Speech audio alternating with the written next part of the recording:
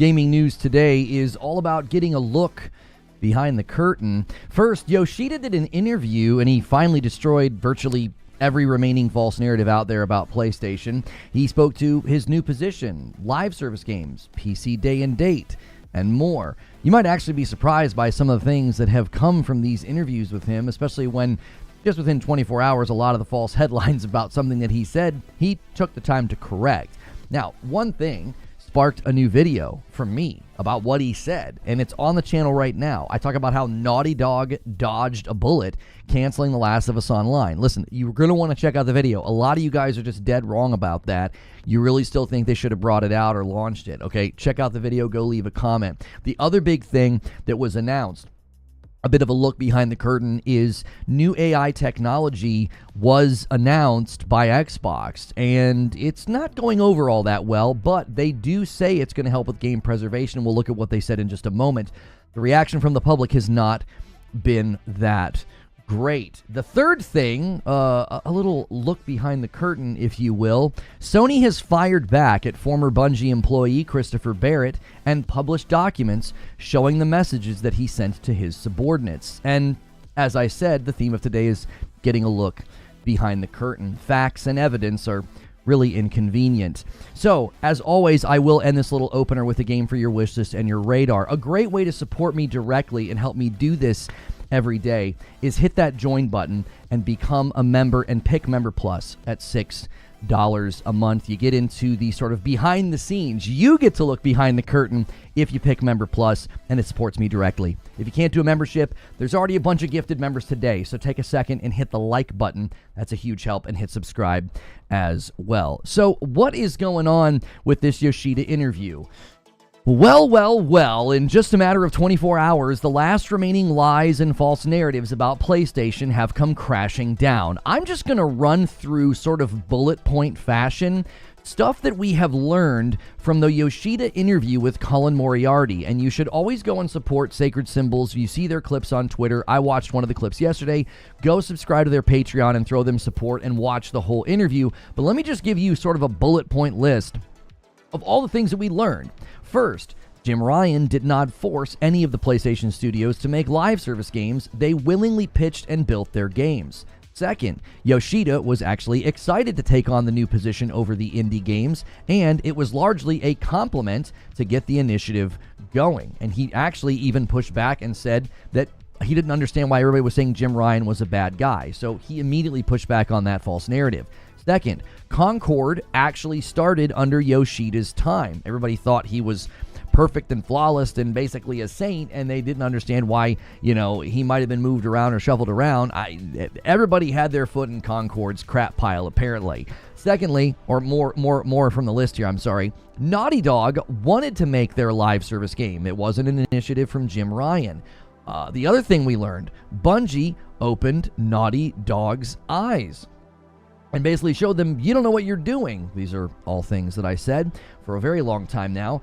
He also spoke to PC Day and Date, and he basically said PC Day and Date will not be happening for PlayStation Studio games, and he talked about how games going to PC is an initiative for the Chinese market. I actually had to correct Destin Legary on Twitter about this because he does mention that PC is the biggest in US and China, but then he specifically singles out China and he says that market is very small right now with consoles, and it's crucial to be launching on PC to try to go there.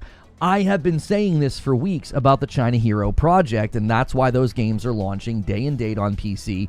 That's why they're trying to grow there. And Yoshida is expanding on that, and it's basically saying, like, the reason they like porting their games to PC is they're just continuing to try to get that foothold in the Chinese market. His comment about the indie job was completely misrepresented. He came to Jim Ryan's defense. He explained the context further. The live service push wasn't forced on studios, and Yoshida himself bears some of the blame for Concord. So, as I said, a lot of the narratives were destroyed fairly quickly. I had to do it in bullet point fashion because there were so many. Now, be sure to check out my upload about how I think that Naughty Dog and PlayStation dodged a bullet by canceling The Last of Us Online, and it even has affected other games and the future of live service games on PlayStation. So check that out. Leave a comment. You might get featured in this live show. Now, the Xbox AI announcement is an initiative called Muse, and their announcement said the following. Today, countless classic games tied to aging hardware are no longer playable by most people. Thanks to this breakthrough, we are exploring the potential for Muse to take older back catalog games from our studios and optimize them for any device. So they plan to use generative AI to remaster, remake, or even port games forward, and they believe this will help with game preservation. They say this, quote, "We believe this could radically change how we preserve and experience classic games in the future and make them accessible to more players. To imagine that beloved games lost to time and hardware advancement could one day be played on any screen with Xbox is an exciting possibility for us." Now, that sounds great to me, but the public has not been too keen on this. They used this AI, generative AI. They made a new game. They sampled footage from Ninja Theory's Bleeding Edge, and they showed gameplay that was basically made by AI. And it just doesn't look that great. I actually think using AI to remaster or to port old games is a solid idea. We've talked about game preservation for a long time.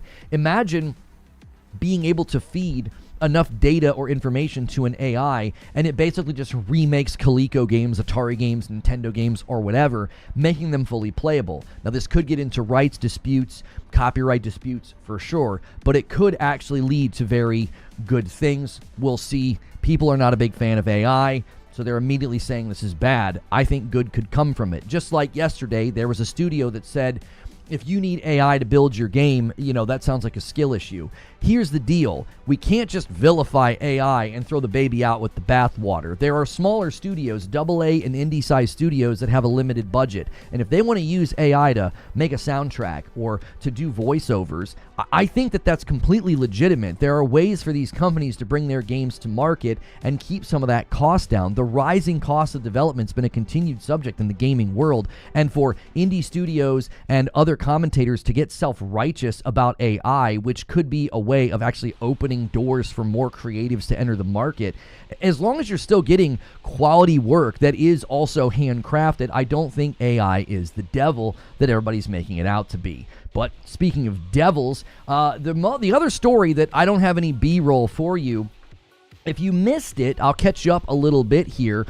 Former Bungie employee Christopher Barrett was fired in 2024 for misconduct. They alleged that he had been basically abusing his power and messaging and basically fraternizing with his subordinates. And he fired back with his own lawsuit saying that he was wrongfully terminated and he's owed somewhere of upwards of like $80 million. Well, in the theme of getting to look behind the curtain today, just like the Wizard of Oz, it can be a little unsettling. Both Jason Schreier and Stephen Totilo have published new reports on the lawsuit between the disgraced former Bungie employee and Bungie and Sony. He did include Sony in the lawsuit. Sony has taken to publishing his messages to his subordinates. They didn't go to the press, but they published this via the lawsuit, and then these gentlemen have published it so that you can read them. I will not be reading them here, okay? Suffice it to say, his defense that the messages are being ripped from context, well, that's not just ironic, given something that happened like 5 years ago, but it's downright laughable if you actually read the messages. They're not just embarrassing or a little cringy. I would argue that the messages are damning. He does not respect boundaries. He pushes beyond established boundaries, and these are his subordinates. Even if you can fully establish with context that every one of these victims was consensual in the flirtation or the back and forth, it still doesn't matter. You can still be fired as a head man in the studio, a head employee, man or woman. If you are high up in a studio like this and you are fraternizing with your subordinates, that's a fireable offense. It is considered misconduct. So even if he can somehow prove that every single one of these instances were consensual and that there was some mutual flirtation going back and forth, it doesn't matter. He was like fourth or fifth up in the company. This is like almost at the tippity top of Bungie, and the way he was interacting with his subordinates was completely inappropriate and fireable. So I can't see this lawsuit going his way. The message logs include requests to stop, and he continued. That's going beyond established barriers, so I can't see HR or any legal team seeing this going his way. I said a while ago that there was the potential that he was innocent. There's always the potential that somebody's innocent and maybe he was going to clear his name. But there was also the potential that he's trying to bring people down with him. It's like, well, my reputation's already ruined. I'm going to bring the rest of you down with me. And he's hoping that Bungie wants to avoid a discovery process. I think Sony firing back with the messages makes it clear Sony's not interested in settling, and they don't care if Bungie goes through discovery, because to be quite honest, I don't think Sony cares if more people get fired for misconduct. I think they want to absorb Bungie. I think they'd be happy to take their property. I think they'd be happy to own their studio in a more overtaken way. And if this goes to discovery and they have to fire more people for misconduct because they've covered up their misconduct in the past, IGN was good to help them with the puff piece in 2021. The same person who wrote the false framed hit piece on the Black Myth Wukong devs wrote a cover-up piece for Bungie. So I don't think Sony cares if this goes to court, and that's why they fired back. We will obviously, continue to cover this when it comes out. This continues to feel like something sort of veiled, and we don't really know the full story. So that's it. That's the news. Now let's look at a game for your wish list and your radar. You may have missed this one during the State of Play. A lot of people actually thought that this was Marathon, and I was like, there's no way this is Marathon. This is a game called Metal Eden. It showed up during the PlayStation State of Play. It's coming to current gen Xbox Series X and S, PlayStation 5 and Pro, and the Steam. And this is described as an adrenaline rush sci-fi FPS. A hyper unit ASCA is sent on a suicide mission to rescue citizen cores from Mobius, an orbital city turned into a deadly trap. You dive into cybernetic warfare, face engineers, and uncover the secrets of Metal Eden. You're basically doing some kind of a mechanic called core ripping, and the graphics and the gameplay look really, really fun. Now, apparently it's single player. I noticed throughout this trailer, it looked like a couple of times that there were like 3 people playing together, so I was kind of hoping that it would be co-op, but it looks like it's kind of got that like, yeah, right there's 3 people. So I don't know. There might actually be co-op in this. We haven't gotten a firm answer on that. You guys know I love co-op. I thought it was a rogue at first, but I think it's just like basically like an action shooter. This game launches on May 6th. Again, it launches on Xbox Series X and S, PlayStation 5 and Pro, and Steam. So just to recap, the theme of the day is a look behind the curtain. We got a lot of information from a Yoshida interview with Colin Moriarty where he destroyed pretty much every remaining false narrative about PlayStation. Xbox is launching some type of AI technology that's going to allow them to reach back and bring forward old games and help with game preservation. And Christopher Barrett had his documents and his text messages published that were basically the reason that he got fired. So we'll see where that lawsuit ends up. I would be happy if Bungie went through discovery, by the way. So I'm kind of rooting for the lawsuits to continue, but it doesn't seem that hopeful given the messages that we saw. So that's the news, and now it's time for the discussion. But before we can get to the discussion, if you're watching this later, a great way to support what we do here, we don't talk about it enough anymore, is go to reforgeroast.com. I know a lot of you listen at work, a lot of you are coffee drinkers, and our coffee is a mainstay here. We've been doing it for a couple of years, and we have 3 flavors, a light roast, a dark roast, and a medium roast. So if you're a coffee drinker and you've never tried coffee with balanced acidity, you should really check it out. It lowers the bitterness, makes it very drinkable, very smooth. I was never a really big coffee drinker, and I drink this stuff every day. That is not a sponsor. That is mine. I own it. It's in my house. My wife and kiddos ship it to you with little thank you notes. So if you watch this show every day and you want to support and you drink coffee, check out reforgeroast.com. And the lots of people doing memberships, and I got to thank some gifted memberships because there was a 20 bomb from MASH during the premiere, and then I guess he wasn't happy with just doing that. He's like, well, I'm going to get us to 304, and then he did another 20 bomb in this stream and got us to 324, one away from the next milestone. There's also, I can see a super chat that I have to thank, and Joker Quinn did a single gifted, and he gets us to 325. I now owe you guys 10 members, and then a $5 super chat tip from Insomniac Black, and he says, say Chris. Yeah, say Chris. I heard you like him, your subordinates. Yep, thank you so much for that super chat, Insomniac Black. I mean, I'm doing my darndest. I am doing my darndest to keep it professional. When I read yesterday that, like, they're only showing parts of conversations to make me look bad, I'm like, man, that sounds oddly familiar. But then I actually read the messages, and I was like, there's no context that's going to help here. These were your subordinates. Like, what? This is still fireable. Like, all the stuff proves, all the messages that came out proves, like, yeah, they can still fire you for that, right? If you want to be like, I'm not a monster, I'm not as creepy as they made me out to be. Wow, there's a lot of that going around. 20 months from Brian31. Thank you so much. And that bumps the line to 326. Thank you so much, Brian, for keeping your membership here. Cyberpunk sequel is working on the most realistic and reactive crowd system. Nice. Yo, what's good, C. Lou? Thank you so much for renewing your membership as well, and bumps the member line to 327. Guys, as you pile in the door, make sure you are hitting that like button. I greatly appreciate it. You guys are the absolute best. Let's take a look at some of the comments on my Naughty Dog video.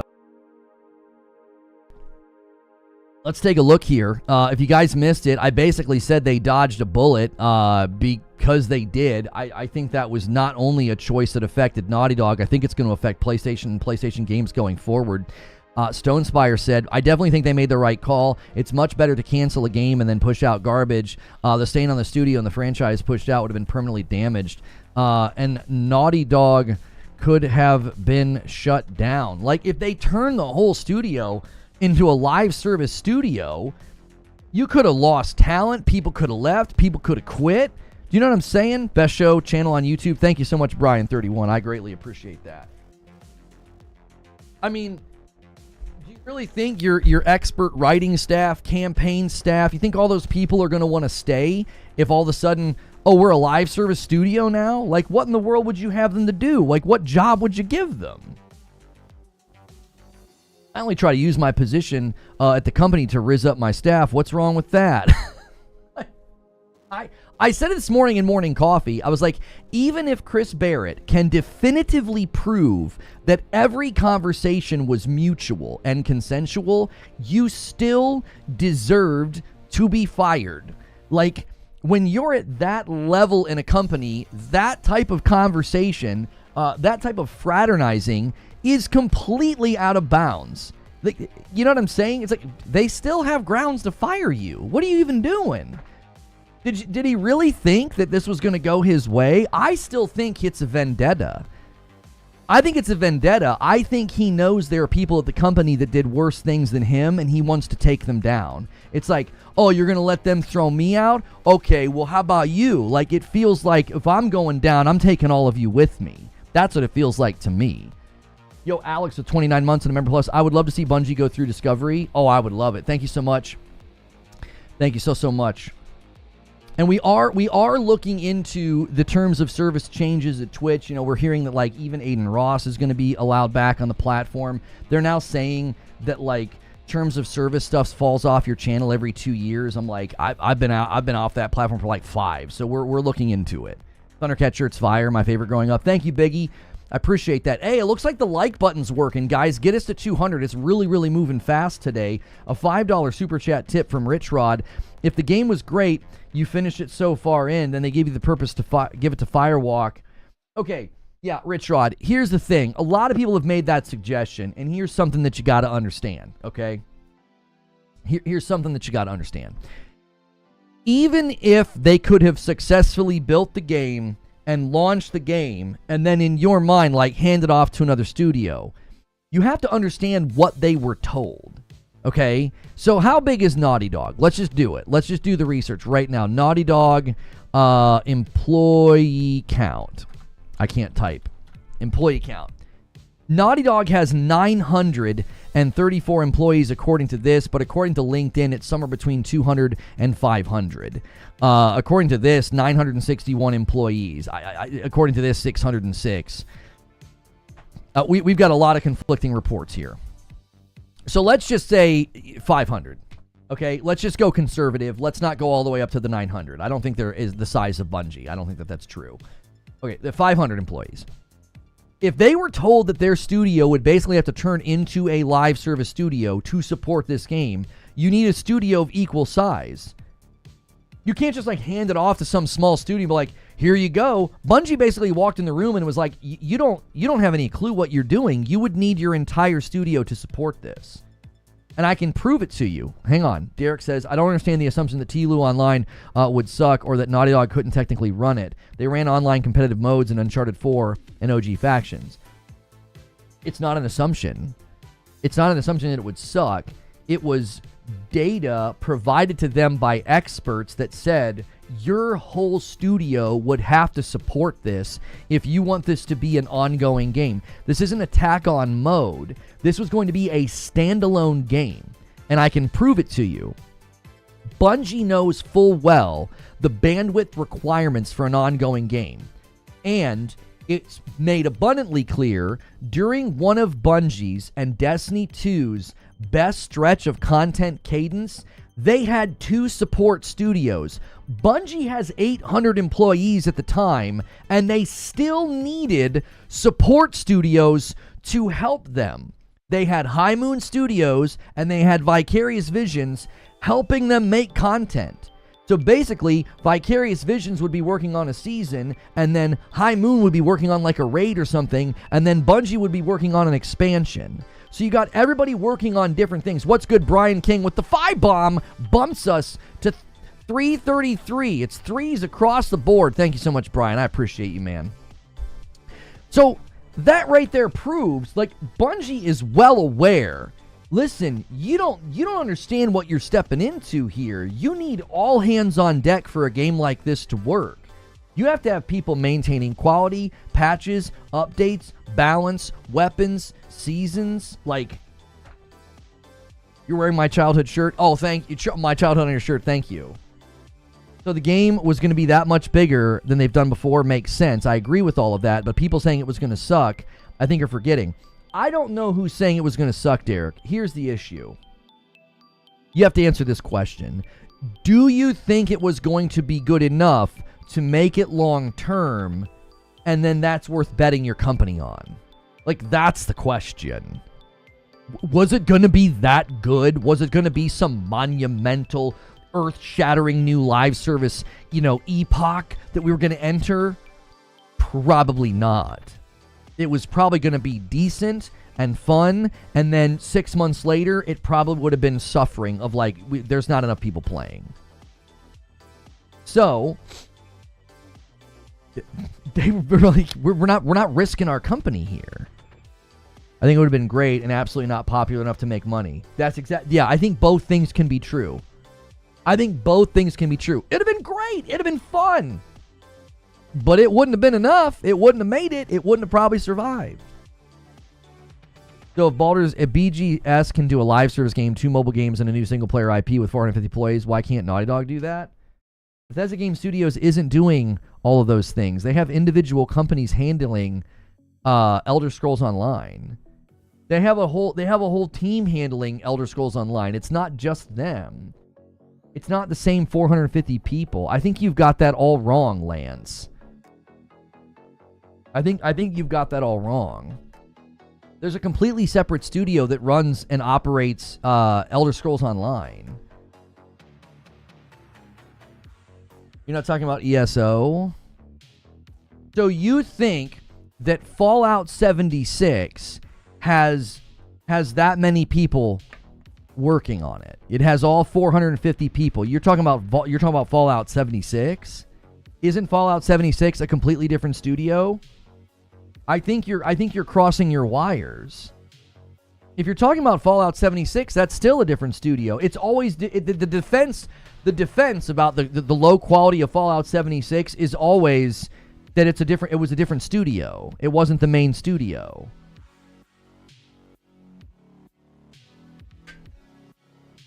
BGS does Fallout 76. Fallout's a different team inside of BGS. Right, they have individual teams. And are you going to say that Fallout 76 is some soaring live service game that was worth Naughty Dog risking their entire company for? Bungie had questions about longevity of content. It was more than just, you would need your whole studio. Bungie was also like, I don't know if you guys really have enough here to last. Like, I don't know if there's enough here to have longevity. Can PlayStation hire back Shuhei Yoshida, or is it over? He retired. He retired. What do you mean? He'd have to want to come back, brother. Naughty Dog has been my favorite studio ever since Crash Bandicoot, says I Am Skyfall. They made the right decision. I wish they would have done it 4 years earlier. Yeah, I do too. The thing that people are missing, right?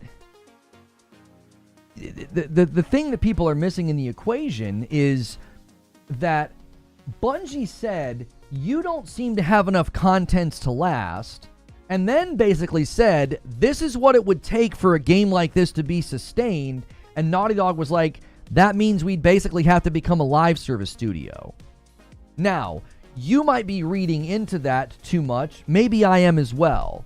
Maybe it wasn't all 450 employees at Naughty Dog was gonna have to support the live service game, but enough of them were going to have to support it that they were basically not going to be able to do what they were supposed to do. Yoshida basically said, they were like, well, we won't be able to do Intergalactic if we do this. We won't be able to do these single-player projects if we do this, because they would have needed enough bandwidth shift. It would have disrupted the entire company. I think they thought some small team could run it, and Bungie's like, no, that's not how this works. A $10 super chat from Wired Rope. Twitter out here putting verified badges on these nasty men, and Destiny Twitter out here like, oh, that's cool. He harassed me and he's everywhere. He's at the top of the company. That's awesome. Coolio Boolio.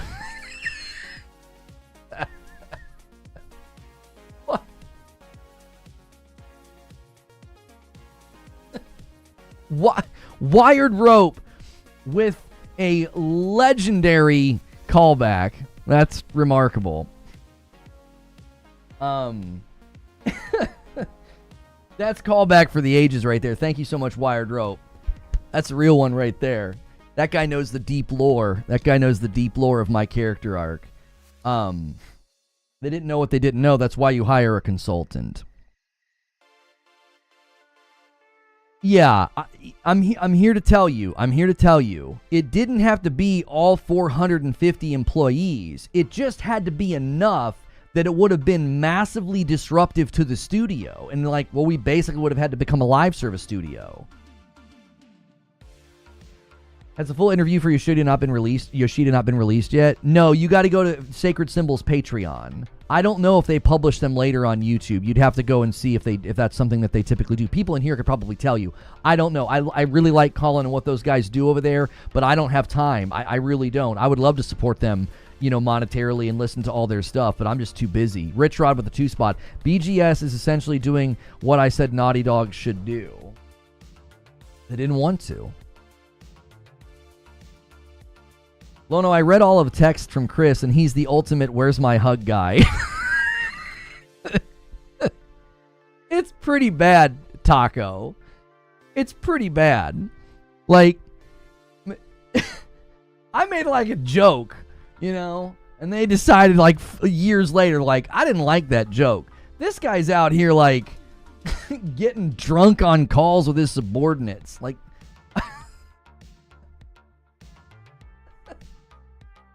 it's bad, bro. It's so bad. I got so much secondhand embarrassment reading it. I was like, ugh. I was like, all right, man. Loads of teams help with 76, according to Paul. At first, only Bethesda Softworks were the primary developers of the game. Arcane Studios, Iron Galaxy, id Software, ZeniMax Online Studios provided minor development assistance at release. Beginning in 2021 and formally announced in 2022, Double 11 and Sparasoft have helped develop Fallout 76 alongside Bethesda Softworks. As of Mutation Invasion, developers from Multiplayer Group and Skybox Labs have also been credited on Fallout 76. Do you see? You're like, oh, I don't understand why Naughty Dog couldn't do it. Bethesda's doing it. Did you hear the amount of help they got on Fallout 76? Do you have any idea the infrastructural, like, changes that Naughty Dog would have had to go through, or that PlayStation would have had to provide to get that game out the door? Lono's handling this very well. I would be hitting Chris below the belt for the entire morning.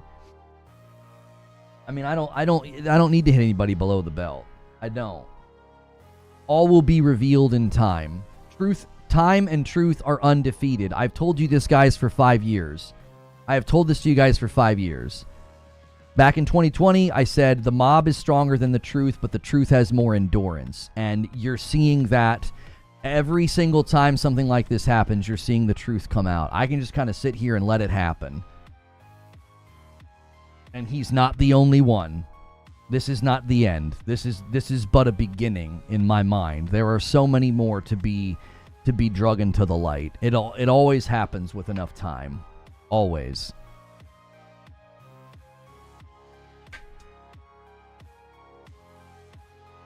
Citizen JV said, the success of The Last of Us Part 2 and the ongoing development of other single-player projects likely influenced the studio's decision. The team probably realized that their core strength lies in crafting compelling narratives and delivering high-quality single-player experiences. Yeah, I mean, this is exactly it. This is exactly it. You want to stick to your core competencies, and that's the thing with Naughty Dog. It's like, these guys are critically acclaimed for single-player games. You don't want them being, like, primarily working on live service. You know what I'm saying? What happened? So Christopher Barrett was the director of Marathon, and he was replaced, and I always said that the way that they changed directors on Marathon was fishy. Y'all remember me. I was like, something fishy going on here. Well, he was fired for misconduct. He fired back with a lawsuit alleging that he was wrongfully fired and that he's owed like $40 to $80 million or something crazy.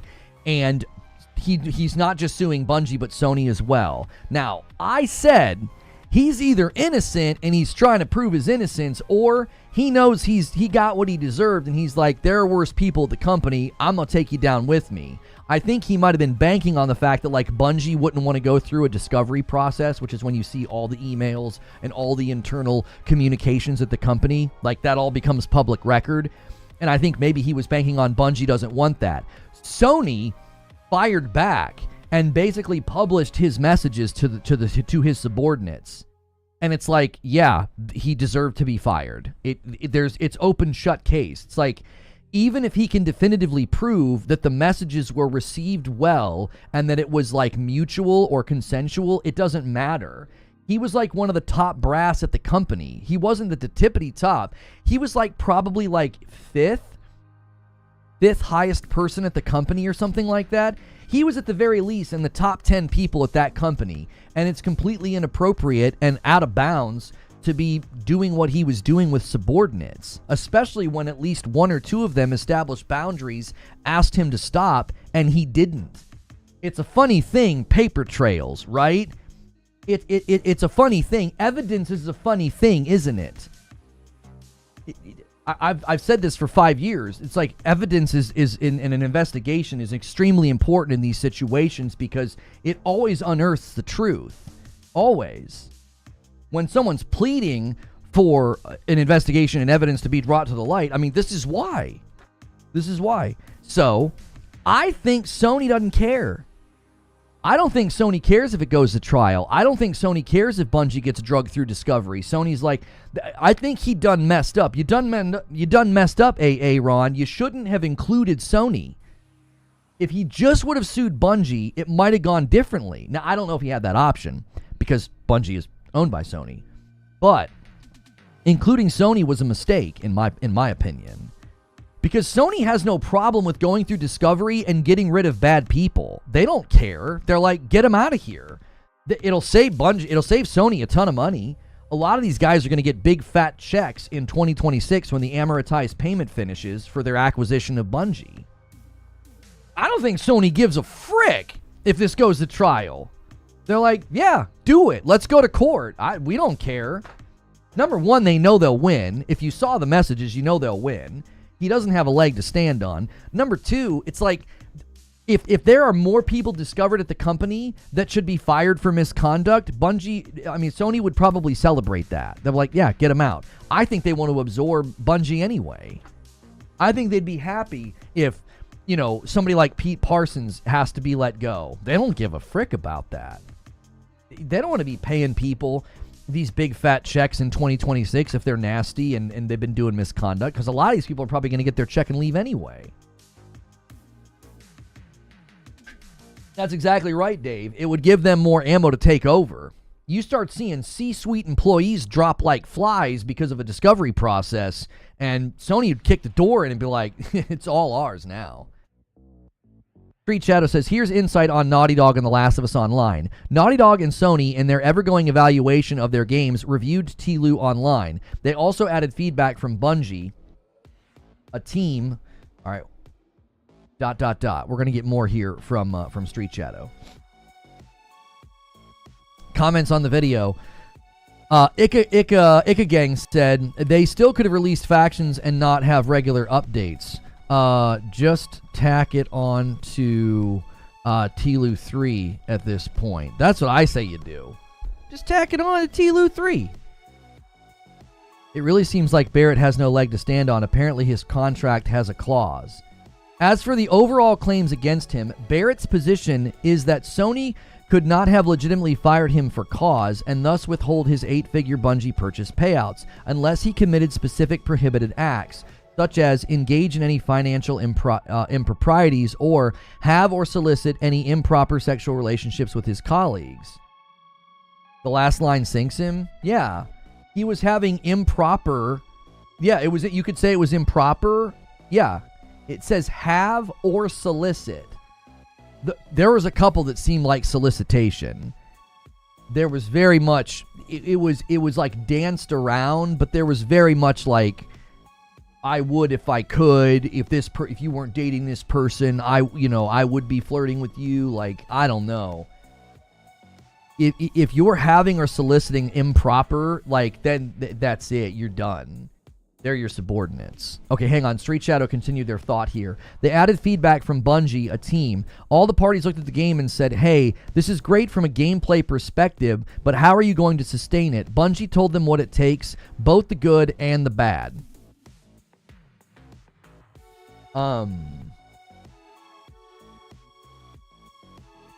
Looks like Kingdom Come Deliverance 2, according to Digital Foundry, on PC, looks great, doesn't stutter, and runs well across a range of hardware. What engine did they put that game in? Kingdom Come Deliverance 2 engine. Oh, it's a Cry engine. According to Google, it's a Cry engine. I thought the second game was great. There are people saying they didn't like the second game. TLU is not Concord. I hate this narrative. Concord was generic. It had no uniqueness to why it flopped. TLU would have found an audience. It could have been like Concord because the whole studio was put at risk if the game wasn't popular enough. I never said it was Concord. I never said it was Concord. The point of they didn't want another Concord is you can't risk your entire studio on like, well, hopefully this is popular enough. You can't ask a studio to do that just because you think it could have found an audience. If your boyfriend wasn't treating you right, I'd be hitting on you as crazy work. That's crazy. That's a crazy line, isn't it, Omar?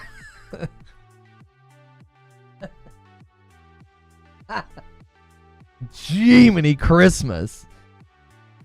Bungie has feedback from good times and very bad times that is valuable. After that, everyone looked at the game and said, what are the options? They chose to cancel because of what it would make them do. I've tried to drive that home with people anytime this has come up, Street Shadow. By the way, if you guys are tuning in, thank you so much for being here, man. There's a lot of you here. We're talking about all the latest in gaming news. I don't know if you guys saw this or not, but allegedly GTA 6 is going to let music artists have their own they're gonna have their own like channels in the game. I thought that was pretty funny.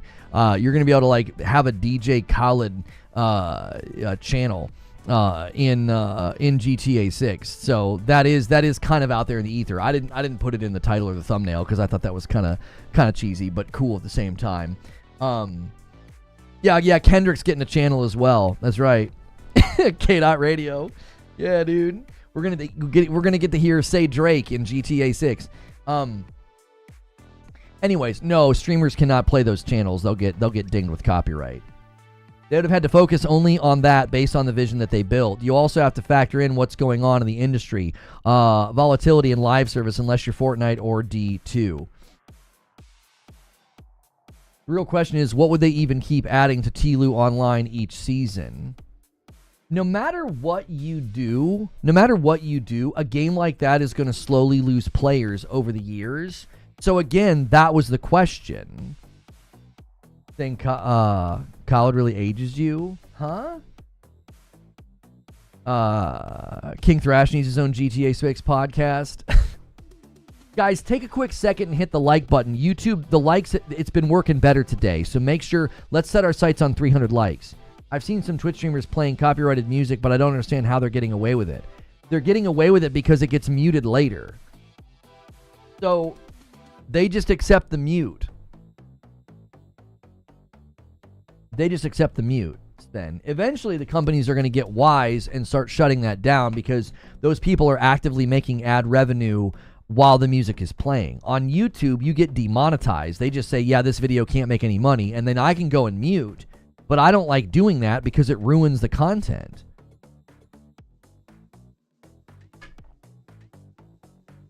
So, I don't see why they couldn't convert it into a plain Jane multiplayer and not live service. Says, I don't know what this name is.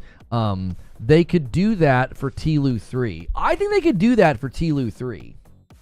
They could certainly take what they built and just decide to tack it on to TLU 3. They certainly could do that instead of just like scrapping it. They do 2-track audio. The audio plays for the stream, but it doesn't get saved to the VOD. Oh, that's right. I forgot they pushed out that feature. Guys, I thought the likes were working better, but it didn't move. Double check that it didn't glitch out on you. A lot of you probably just hit like and it didn't save. YouTube's being weird again. It was working great for the first 30 minutes of the stream. It was moving really fast. You get fired for harassment for someone hearing third party. I seen a guy telling someone about his bachelor party and someone walked by and heard it, got offended, and they fired the guy. Yeah, again, he doesn't have a leg to stand on. You are fireable as a leader, manager, CEO, any higher up. As soon as you're in a leadership position, you're fired for fraternizing with your subordinates. They're going to say, no, that's not allowed. You can't do that. Now, if it was like a one-time thing, they might give you like a reprimand. They might give you like a warning. This was like multiple people. Multiple instances. There were multiple instances of people saying, I would like you to stop, establishing boundaries, and then they were ignored. So, yeah, that's the end. You're cooked, bud. Bolton Gaming gifts a member. I owe you guys 10. I'm actually going to drop the 10 members that I owe you guys right now. Thank you so much. Always double check the $ at the bottom of the chat and see if you have a renewal. It counts toward the goal. As long as you are not at the bottom tier, it counts. I don't understand the music companies going so hard. I've always thought it was incredibly stupid. I don't know why more record labels don't just go DMCA and just let people use it as long as you credit them. I would not mind running a plugin and just down here in the corner just telling you what song is playing. I don't know. I don't know. It's so weird that they're still fighting that fight. It seems so archaic. It's about control. I mean, I guess they could control it. They could literally say, if you're going to, here's the ways you have to do it, and then that works, right? You get constantly credited for your music that's out there. Brand new album hits, everybody's playing it, everybody's putting it on their screens and talking about it. I don't know. Seems like an easy win if they could just build the infrastructure, but Buddy was treating his subordinates like he was on a dating show, using threatening language to get compliance. His case is DOA. He has to know that he called Sony's bluff and they said bring it on. I think he was trying to call Bungie's bluff, because remember, his counterclaim included things like there were people at the company doing bad stuff, basically. Like, his counterclaim basically included that, like, hey, they were doing bad stuff too, and it's like, I think that's what he was hoping for. I think he was hoping for Bungie saying, well, we don't want this stuff getting drug out into the light. We better shut this crap down. And then Sony stepped in the ring and said, no, we're pushing back. We're fighting back on this. I work in criminal law. Abuse of power dynamic is a fast track to losing your license and getting kicked to the curb. It's the same thing with talk. People would nonstop play a new song and the song would blow up. Don't understand why Twitch won't apply the same thinking. I always thought they were going to negotiate something with Amazon Music and, like, let me pay for a broadcaster license, and then you curate a list of songs that I'm allowed to play, and the record labels would be okay with it because they would get free promotion. Bolton Gaming, 22 months. I know I say this monthly, but it doesn't feel I think you meant to say 22 months. Anyways, I know not everyone's a sports fan, but Canada versus USA tonight in Boston. Go Canada. Yo. What?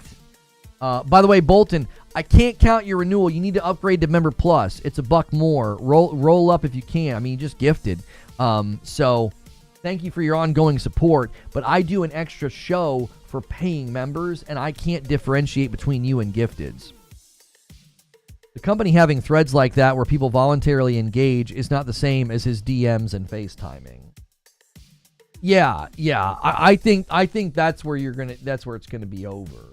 Was he using his work email phone, sending those messages? No, I have no idea. They were texting, so I would assume, and FaceTiming. I would assume you did that on your phone.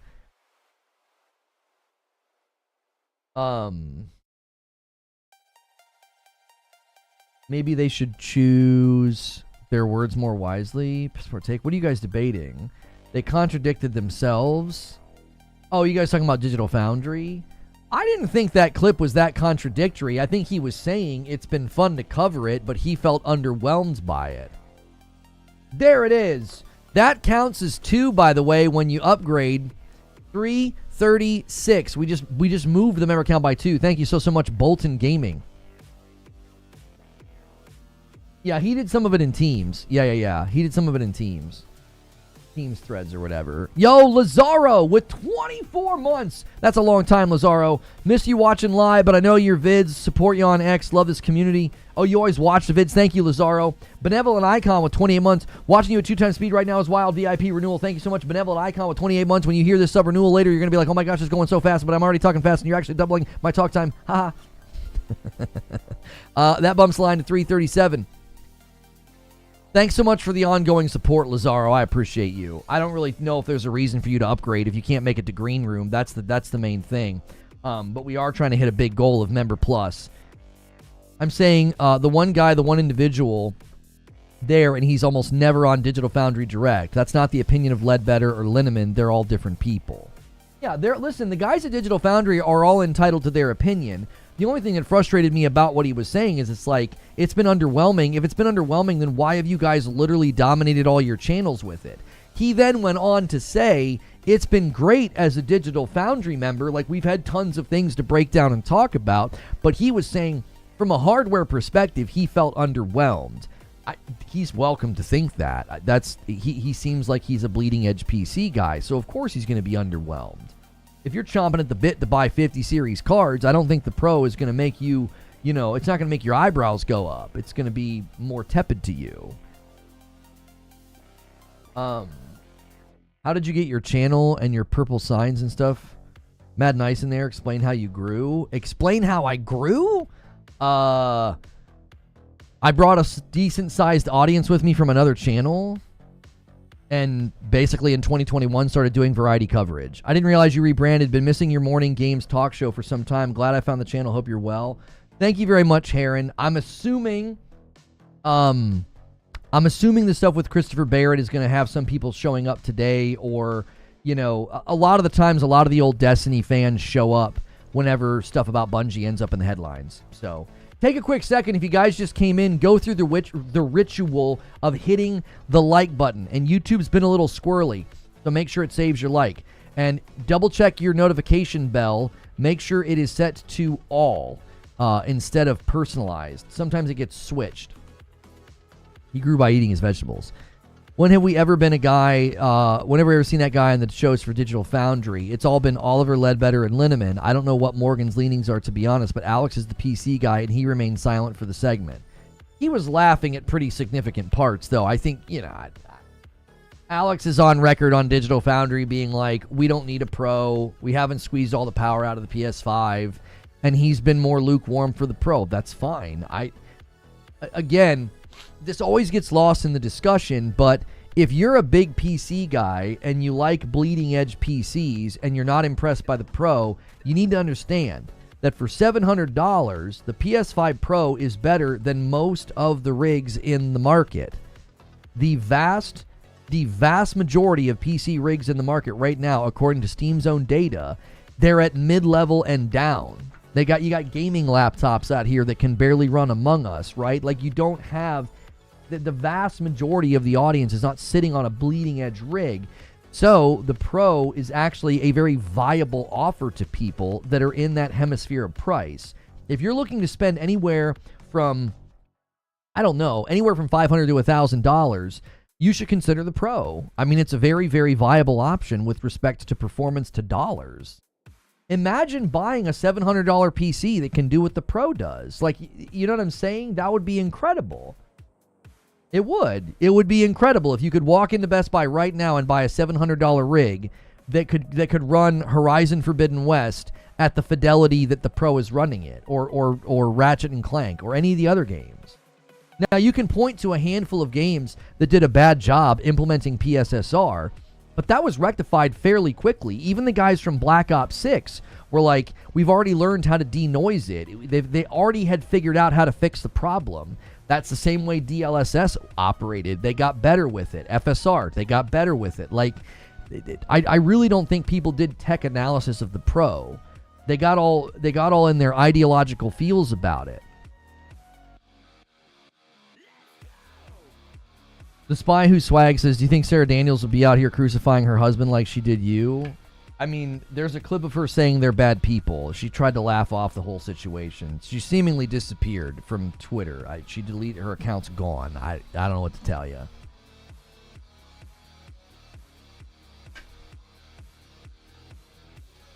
Since when do we blame good hardware for bad software? Right, Peachy Creamy? Like, there's plenty of games that come out that are poorly optimized, and we're never like, yeah, it's PC's fault. Like, when Spider-Man 2 gets ported to PC and it runs poorly, nobody was like, yeah, it's the PC's fault. It was like, no, it's a bad port.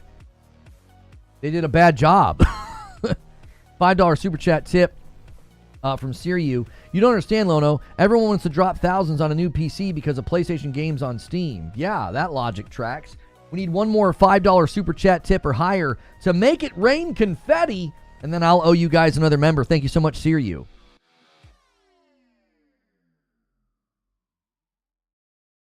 That's not true, Matanagi. That's not true. You're saying she turned on the Destiny community. She made it very clear she didn't like Bungie for a long time, and it's because Bungie hung her out to dry. We've been through this 18 different times. She got tricked, and they all abandoned her. That whole community did. They all abandoned her. All those rare drop guys deleted all their tweets, scrubbed their timelines because they lied, and they didn't want to get caught in the lie. So they all scrubbed their timelines, and they moved on with their life. And then they left her out. They left her out to dry, dude. Like, she thought she was helping her friends, and she got tricked. That's the facts. To this day, I think she thinks I'm the enemy, and it's like, nope, I'm not the enemy. What they did to you, they're the enemy. Alex apparently thinks that no console fans will ever move to a different platform. That doesn't sound right. That doesn't sound like. Is that something he said, or did he intimate that groups of people wouldn't or something? I would want to know the full statement that he said. A lot of people don't have a TV to match the console. I wish we could get stats on how many people still using old TVs. You need a 4K HDMI 2.0 VRR 120Hz TV if you're going to actually get the benefits. That's completely untrue. No, you do not need that level of TV to get the benefits. No. You can genuinely get a lot of great bumps in performance, ray tracing, frames per second, all of that, even if you don't have a bleeding edge television. You can have a television that doesn't have those things, and you would still get better performance. As long as the TV does a 60 hertz refresh, you're getting better performance, bro. Like, let's say you're really big on frames per second, as we know a lot of people are. Right? We know people like that. So as long as they have a 60 hertz television, the Pro is helping them. The mob is stronger than the truth, but the truth has more endurance. That's a bar. That's been like my motto evidence for the last excuse me. That has been my motto for the last 5 years. I came up with that. I said that in 2020. It was one of the things that got me through all of this. I knew that with enough time the truth would come out. I knew it would, and we're still not done. I think there's more. I'm sorry. I know there's more. A $5 super chat from Street Shadow. He makes it rain confetti. Let me reset the goal. So if anybody else super chats, it adds to the goal. Let's see. I will gift a member. You guys can add to the member count through me by super chatting. I'm going to bump the member count to 338, and one lucky person is going to get a member right now. Thank you for that super chat. Confetto. Member gifting. There we go.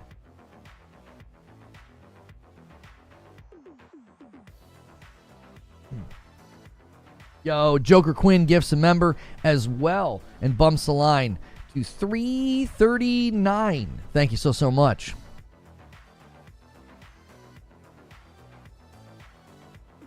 Three things that are difficult to hide: the sun, the moon, and the truth.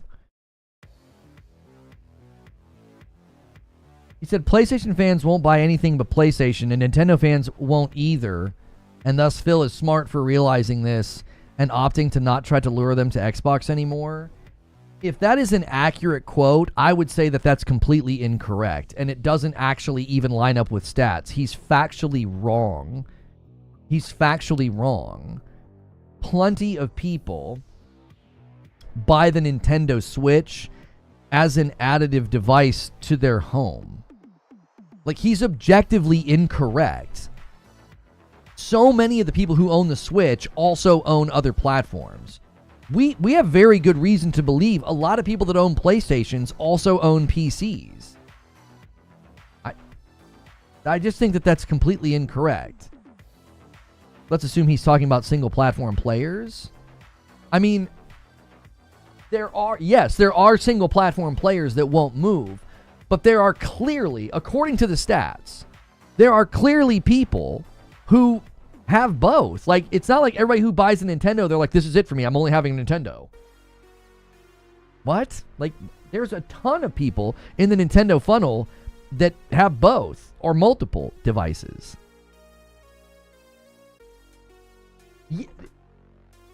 Saying people that only buy one platform will continue to only buy one platform? Oh, I didn't read your super chat. I'm so sorry, Street Shadow. On Naughty Dog and The Last of Us, we say they could have done X or Y or handed it off, but what if they didn't want to? Do we want to force devs to do something? That's another good piece of input, Street Shadow. Like, did we want them to build it and then just hand it to somebody else? And then suddenly it gets mistreated, or bad support, or bad patches, or bad ideas, and then it sullies the brand? It sullies The Last of Us? And we're all like, well, it's not really Naughty Dog. Like, look at what happened with Fallout 76. Every time you try to invoke Fallout 76, people are like, well, that wasn't the main team at Bethesda. It was somebody else. You want to do that for the rest of time? Like, if The Last of Us Online comes out and has problems or issues or frustrations, and people are like, well, it's not really Naughty Dog. Like, come on. We want to have that conversation for forever? The VRR is 100% key to max out even the base PS5. I don't think you need VRR to really get the most out of the Pro. That's only if you want to do the 40 FPS modes. I mean this. I think you guys are completely overstating how much VRR is needed. It isn't. You can play plenty of games at performance mode on your Pro, and you don't need VRR turned on. You don't. VRR is required for a lot of those 40 FPS modes, but some of us don't like that. I don't like that mode. I prefer the performance mode. I prefer 60. You don't need VRR for the 40. I'm sorry, well, a lot of the 40 modes are 120 hertz. They're both. It's a 40 mode that uses the 120 hertz, and it requires the VRR. There's a handful of modes right now that we've seen outlined that require it. You prefer 60? But that's what I mean. Like, yes, you either want the 120 modes or the 40 120 hertz modes.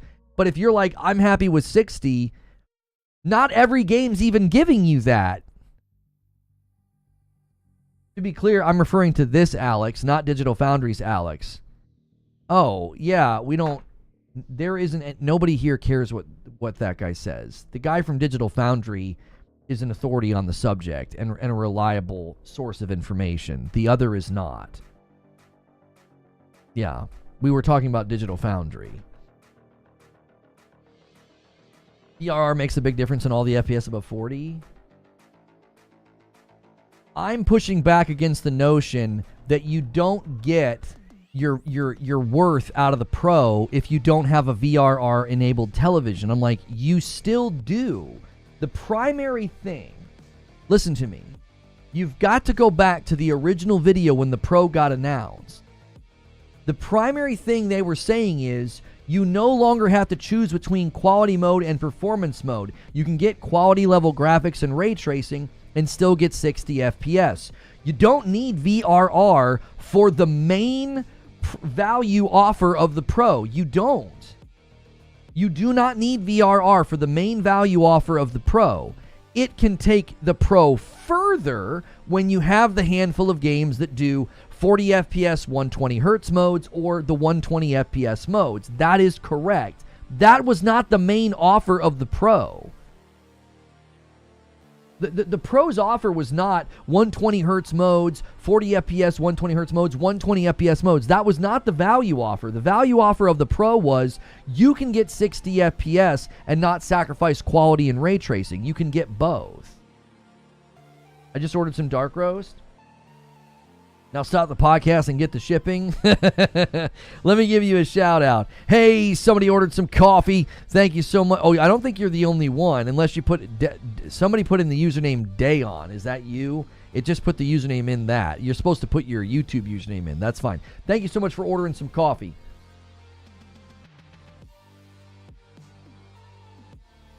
$40 hertz via 120 hertz doesn't need VRR.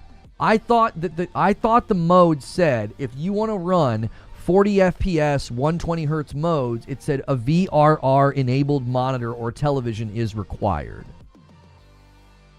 I love how PC players are trying to sway people into buying a PC instead of a PS5 Pro because they need a decent monitor. Can we talk about the monitor you'd need for a $2,000 PC then?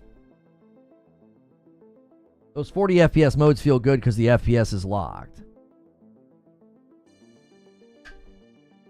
Street Shadow says, my opinion, those that hate that people wanted to buy the Pro who are on PC are trying to justify their own purchase of a PC build. I got the Pro instead of updating my PC because it fits my life. Right. I never feel threatened by somebody saying they invested in a PC. I'm like, cool, man, have fun. You tell these guys you bought a Pro and they want to turn it, you got scammed, you're dumb, you're a pony. Oh, okay, cool. Sorry that you have the mentality of a 12-year-old. You know what I mean? I'm so sorry that my purchases upset you. They cause you mental anguish. Sorry. VRR doesn't work under 48. The point of the 40-120 is that each frame can show for 3 refreshes. It doesn't mess with frame timing. Why 60 hertz fits 30 but not 40? 60-40 isn't a whole number. Yeah, listen. I don't mess with all of that. I just wanted my performance modes to look and run better. And that's what I got out of the Pro. That's what I was promised in the commercials. That's what I was promised in the trailers. Right? That's what I got. So if you're like, oh, but most people are not getting their full bang for their buck out of the Pro if they don't have a VRR-enabled television. I'm like, you can have that opinion, but that's not even remotely how they... That is not how they promoted it. Saber Interactive is going to develop a AAA game based off a tentpole Hasbro IP led by Warhammer 40k Space Marine 2 team. What the heck could that be? Does Hasbro own Transformers? Read my comment. VRR is there for games with unstable frame rates above 40 to smooth it out. No, I know what VRR does. I know what VRR does. I'm saying you literally can get a lot of the promised value out of the Pro and never turn VRR on and not have a monitor or a television that can do it. Yes, Hasbro owns Transformers. Dollars to donuts, that's a Transformers game. Think about the perspective of Space Marine 2. Now imagine that that's Bumblebee. It works. The movement, the jumping, the jet packing around. Frick yes. They could make an amazing... They could make an amazing Transformers game. Like, holy... Yeah, the heavy feeling, that... Kung, kung, kung. They could nail it, dude. They could nail it. I think Hasbro is like, we need somebody to make a good Transformers game, because the one Transformers game got canceled. That live service game got canceled, which I don't think it was going to be very good to begin with. It looked like it was going to be like cheap gotcha. Let me read some of the comments here on the Naughty Dog Dodged a Bullet video. JC says, couldn't agree with you more. Honestly, all the people trying to spread lies and push their false narratives is getting ridiculous. Keep it up. Thanks. I appreciate you, JC. This guy left a comment. Kashora Katsu says, I don't understand why even devs tend to black and white thinking, like live service for a single player, 1 or 0, on or off. They could have just made factions remastered with updated graphics or a few new skins.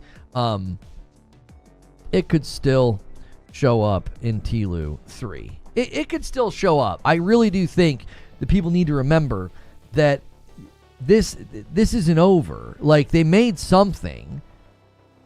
They made something that was playable. You know? They made something that was playable, and Yoshida said it was great. So I would say it's still on the table.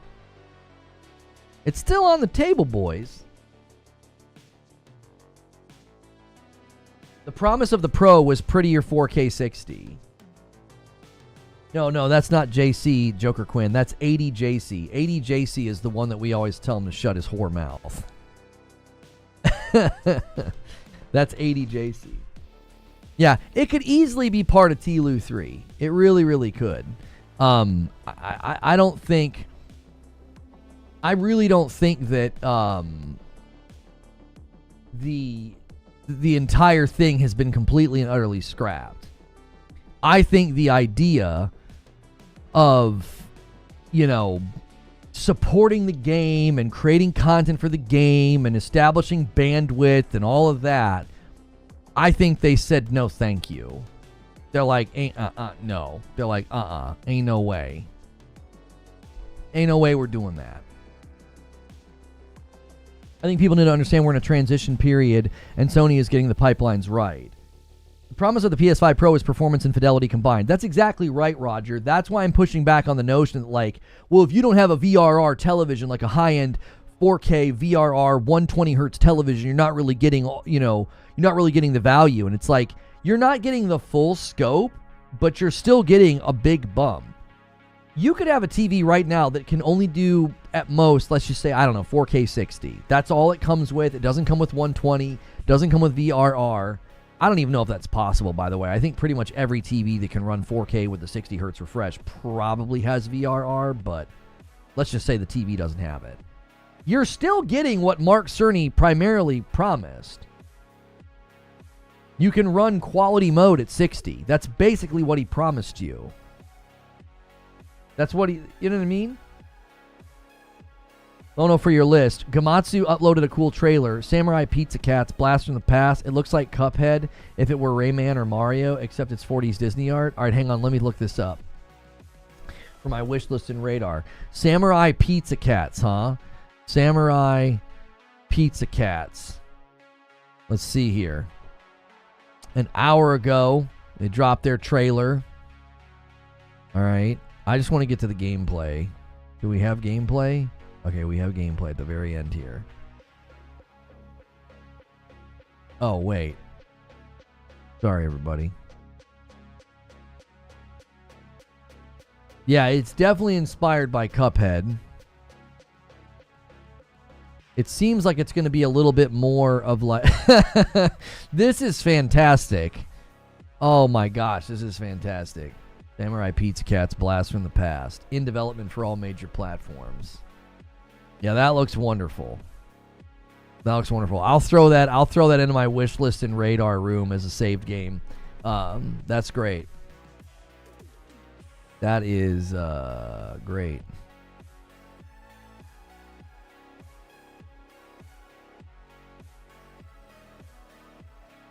I just watched the trailer. This has got to be one of the funnier replies to my tweet where I said, "Say Chris." This guy says, "Remind me to never bet against you."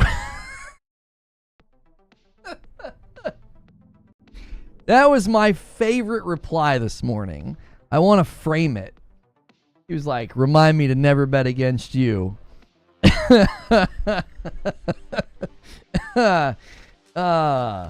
That's true. Loving Avowed, you're playing it right now? Yeah, we got a couple people in our community that are just putting hours into Avowed. I mean, yeah, people are loving it. Yeah, it was not my cup of tea, but there's a lot of folks here that have been really, really enjoying it.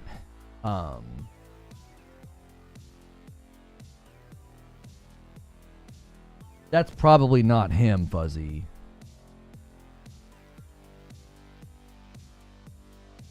Yeah, that's probably not him. Oh, you already figured it out. Never mind. Avowed's a hit or miss. I mean, of course it's going to be hit or miss. Like, I knew from that the first gameplay trailer where we actually saw the gameplay, I was like, yeah, there are going to be people that really like this, and there are going to be people that just don't. I mean, it's not a lot of room for in between. There's not a lot of room for in between. If that combat doesn't grab you, if the dialogue systems and stuff doesn't grab you, then you're never going to be able to enjoy a game like that. It's not like if you play like... I think you could play like a side scroller or a platformer or like an open world action adventure game, and you could be a little bit more like mediocre, like on it. You're like a little bit more lukewarm, but you could just keep playing. I feel like with a game like Avowed, if that gameplay doesn't suit you, you're going to dislike it. Does that make sense? I feel like there are design decisions and choices in games that when they're made, it becomes divisive immediately, because it's not a matter of like, oh, this isn't so bad, I can tolerate this. It's, no, I actively dislike this. Does that make sense? And then the people that like it are like, oh, no, it's great. I don't think there's a lot of room for in between. It's like you either like it or you dislike it. That's just kind of the way it slices. And there's nothing wrong with that. There really isn't anything wrong with that. It's like Rogues. I had people leaving comments on my Rogue video about Saros, and they're like, I tried so hard to get into Returnal, and the one guy was like, I just can't get into games like this. It's like, yeah. It's a foregone conclusion that if it's on Game Pass, console owners aren't buying it in droves, but the PC market usually shows up. Stalker 2 did seemingly significantly better commercially on Steam than Avowed did. That kind of shocked me. Avowed looked like it was doing very well commercially on Steam. Game Pass didn't seem to hurt Stalker 2.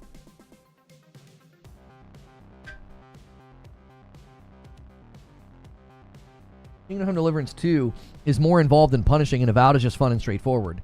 I honestly thought it was going to hook me, El Duderino. I thought it was going to hook me after I read the reviews. People started talking about how, like, oh, it's not that serious of an RPG, exploration's fun, and combat's fun. And I'm like, that actually sounds like I would enjoy it because it sounds more casual. But I just do that combat. I just can't do it. I don't like the combat at all. It just doesn't. I just don't. I feel like I'm constantly... The combat is designed in such a way where I feel like I'm fighting with the game. I don't feel like I'm fighting the enemies. I'm like, I feel like I'm telling the player, can you just do this? And it's like, no, that's not, we didn't build a game like that. That's what it feels like to me. A guy left a comment on my Naughty Dog video. He says, Yoshida's interview has finally got through to people who didn't understand Naughty Dog's original press release saying exactly the same thing. The loudest voices on the internet seem to have the lowest IQ. Feels that way. Rusty Rabbit. Yeah, I promoted Rusty Rabbit a while ago. The demo's available on PS5. If you guys don't remember, I promoted Rusty Rabbit. Oh, I'm not following them. I promoted them a couple of weeks ago on the show, and there's a demo right now. More than likely, is the demo only on PlayStation? Let's go to their account. It's probably also on Steam, I would imagine. It looks like you can play the demo. Oh, right here. PS5, Switch, and Steam. I'm surprised they don't have the demo on Xbox. Xbox has been doing demos lately as well. That's a little unfortunate. I always like games like that getting, as many people as possible playing them.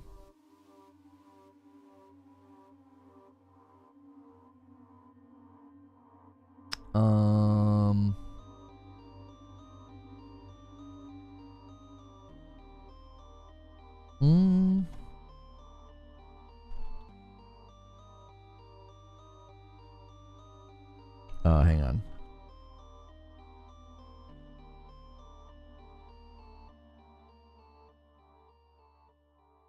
A lot of accounts on Twitter have been hacked lately. So sometimes when you get followed by somebody, I'm like, is this real? Is this really you? Or did you get hacked? Another comment on the Naughty Dog video says they should have just did a multiplayer instead of live service. Do a simple multiplayer. That could happen with TLU 3. That's going to be a lot of my comments on this video. Yeah, that could still happen with TLU 3. This is another check mark for you, Lono, in regards to your usual on-point deductions. This revelation is near verbatim of what you've said around the time when the faction's cancellation story first broke. I don't really expect that a lot of the mainstream outlets will bring much attention to this interview because those same outlets propagated those false claims as well as the bad faith framing. I really appreciate that, Dante Masaru. I really do. I don't know. More and more folks have been coming around and saying, hey, man, you got some of this stuff right now. I didn't get everything right. My batting average isn't perfect, but I do. I appreciate the love. I do. I appreciate the folks coming around and saying, hey, appreciate the content. We've even had some people come around that maybe didn't like me and and maybe they're warming up to me, maybe they're warming up to me a little bit. And I appreciate that. I appreciate you guys coming in, hitting subscribe, hanging out, having a good time. It means a lot. If you haven't hit like yet, hit like. Lots of Monday morning quarterbacks on this Naughty Dog Factions thing. Everyone knows what they should have done this day after it's done. Most would have frozen like a deer in headlights in the moment. Well, here's the thing people don't understand. Fortnite was tectonic. So, as a game, Rusty Rabbit's not going to be on Xbox. That's why no demo. I thought it was on every platform. That's my mistake. Sorry.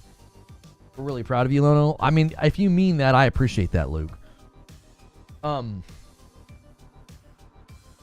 That's the goal. Convince people that you aren't a moron. You've convinced us that you're not a moron. Thank you, Zuby. I can't read the swears, but thank you. You've successfully convinced people that you're not an idiot, Lono. Good job. I think people forget that Fortnite was industry disruptive. It was tectonic. Everybody said, "Oh my gosh, could we do something like that?" And a single gifted comes in from DK Bager and sets up a tantalizing 340. We just need a 10 bomb, and I owe you guys more members. At 350, I will owe you more. We'll see if anybody slams that home with you, DK. Nice setup. iPronator says, you're right, a little too much. What do you mean? It's not my fault. I don't mean to. Listen, this year, there were so many times where it's we could do and I told you so. Let's not do it. We could do and I told you so. Let's not do it. You know what I'm saying? And here's the thing. I've seen some people do that. Like they do the I told you so content, and I just don't think it hits the right note or the right tone. I try to instead say, hey, we made this prediction. Like, it's more about saying this is a good place to come for reliable analysis and prediction, and not, I was right. I was right. It's different. I think that was a compliment. No, I know. There were people when I covered Destiny that would raise their eyebrows sometimes. They're like, you seem to know a little too much. I had people that were almost a little suspicious of my uncanny ability to kind of predict and navigate where things were headed. There were people that, like, at a low level suspected that I was getting, like, inside intel or something, and I never was, which, that was clear. I was not on the inside track. They didn't like me. Bungie did not like me. They probably still don't like me. They wish that I did not, exist in this space. Lona, you would probably be better off if playing a Val with a sorcerer build rather than playing it like an action game. I genuinely think you'd enjoy it more. I just don't like the first person, my man. The quote creature, act like you've been here before. You've been right so much that you don't need to make it. I told you so. Yes. That's something I've been trying to say lately, Corey, is like, this was easy. I was like, this didn't take genius predictive powers. It was easy to see these things. None of this was surprising. I've tried to do that. It's like, I don't deserve flowers. I don't deserve credit. This stuff was easy to predict. Come on. Like, you know what I'm saying? Like, yeah, we've been here before. It isn't hard. It's not hard to read a press release from Naughty Dog and understand what they said. That wasn't a challenge. You know what I mean? To me, it's like,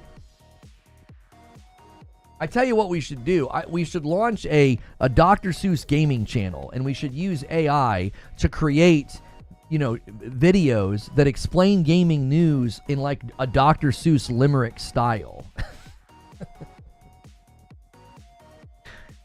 You know what I mean? Good Naughty Dog launched The Last of Us Online. They did not know, they said. They said it might make them dead. If it made them dead. Do you know what I'm saying? Like, and people be like, oh, I get it now. Do the cartoon and everything. Do the whole thing. Do the whole bit. You know what I mean? Yo, Wolf Saints with 17 months. What's happening, dude? Thanks so much for renewing your membership and getting us a little bit closer to the next milestone. You the best. You the best. Release it in coloring book format. That's what I'm saying. Old Train says, you a fool. Like, come on. It honestly, sometimes it's so frustrating because I'm like, I don't understand how anybody's seeing this differently, because to me it's factual. So when you don't see something factual, like when that guy was looking at the chart of the age breakdown of the Switch user base, I'm like, this is factual. We're not dealing in opinion here. When you'd be looking down at your phone, it's one of the sources letting you know what's up. Yes, the credit goes to his inside man. We know when you'd be looking down at your phone. Listen, I do get info on certain things. This is true. But my coverage of Destiny, and when I said that, like, let's take another thing from the Yoshida interview. The whole day and date debate. Right? Oh, PlayStation's going day and date. And I put out that video yesterday on Twitter, and I was like, you would know that they were, because right now they have a bunch of projects in the pipeline. There are games coming from PlayStation Studios that are going to land in 2 years, 3 years, 4 years, up to 5 years from now, okay? So chart it all the way out to 2030. We've seen zero signs of infrastructural change and parallel development, which means the PlayStation first-party studios are not going to be doing day-and-date PC releases anytime soon. However, there is room for growth in the Chinese market. I kept telling you guys this. I was like, the China Hero Project is launching games day and date on PC because Chinese developers know, and so does PlayStation, that market is heavily built around PC, and consoles not very large. And I said, if you don't have that level of nuance for this discussion, you're just going to buy into extremely reductionistic viewpoints of, well, this is where the industry's going, PlayStation's doing the same thing. No, if you don't have the ability to break down and do analysis of there are live service games, there are first-party studios, and there are publishing efforts in China. None of these are the same thing. None of these have the same goal or the same route to the goal. None of them do. Yoshida himself basically said the console market in China is weak, and if you want to grow there, PC is crucial. And even Destin Legary can't understand the clip because he mentions the U.S. And he's like, nope, Yoshida's saying that growth on PC is for both in U.S. and China. And it's like, no, that is quite literally, in the most literal sense, that is not what Yoshida said. You are basically telling a lie when you say that. It's not honest. It's like, that's not what the man said. The man said PC market's the biggest in US and China. And then he drills down on China and he says, listen, that market, console's not very big. Well, contrast that to the US market where console actually is very big. It's one of the bigger markets for PlayStation. Destin should know this. He's been in the industry longer than me. He should know that PlayStation, one of PlayStation's strongest markets with console saturation is the US. So when you know that, and Yoshida pivots and starts talking about China, you know what he's doing. He's saying, listen, this is a market break. They're trying to break into this market. The goal of putting games on PC is to grow in that market. He also said they're not doing day and date. Like, do you see? If you don't take the time to have the nuance and to slice things into their proper and appropriate categories, you're just doing like Twitter impression farming. Because that's all that's going to do. You're going to get corrected on that tweet and just rake in the impressions. Because it's like, at a ground level, you have to know that you're wrong. You know that's not what the man said. That's not what the man meant. The most basic face value interpretation of what he said, he is specifically speaking to a market that PlayStation's trying to break out in.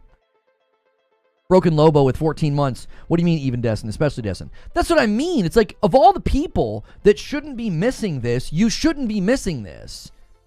You just broke out on your own and left IGN. You don't answer to anybody now. What are you doing? Well, it's really hard to look at people who are getting interviews with Phil Spencer and not raise your eyebrow and be like, all the people that got to interview Phil Spencer, they just happen to be running with these narratives. They just happen to be misinterpreting stuff Yoshida says or painting the industry in the same light that Phil Spencer's painting it as. It feels like you're a Phil Spencer lackey at this point.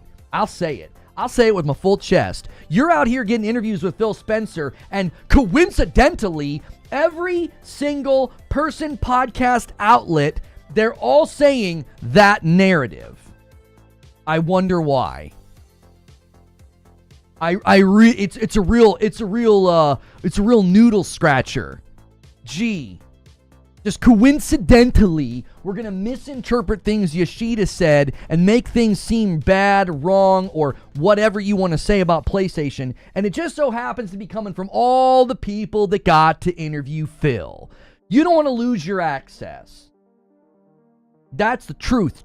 You don't want to lose your access. So you're just doing and saying what Xbox wants you to say.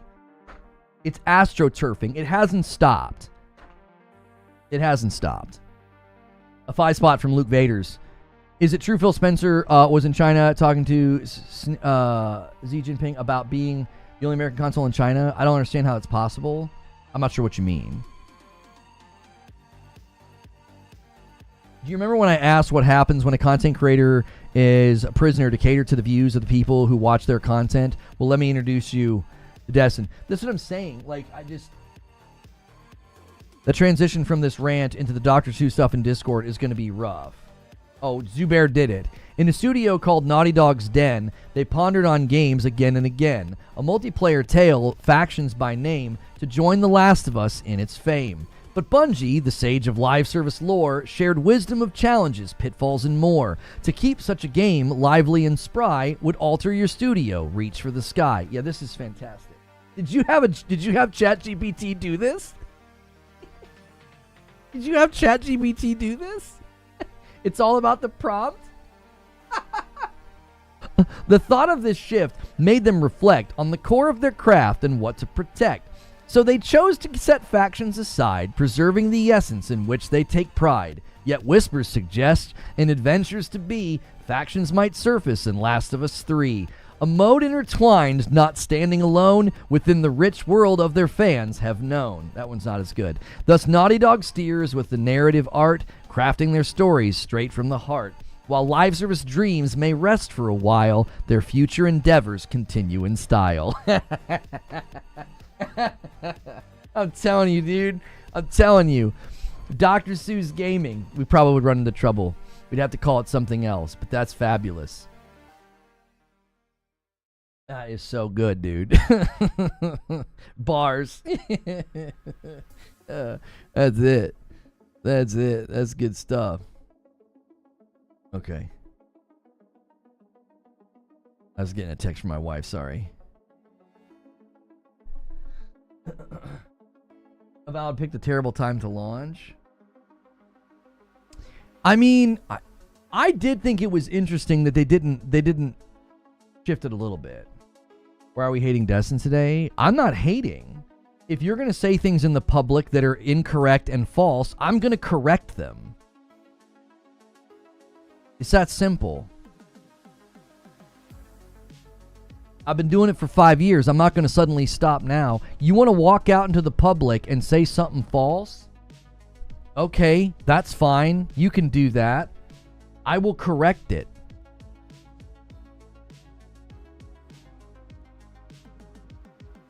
I didn't say anything mean. I just corrected it. Said, yeah, you know what I mean?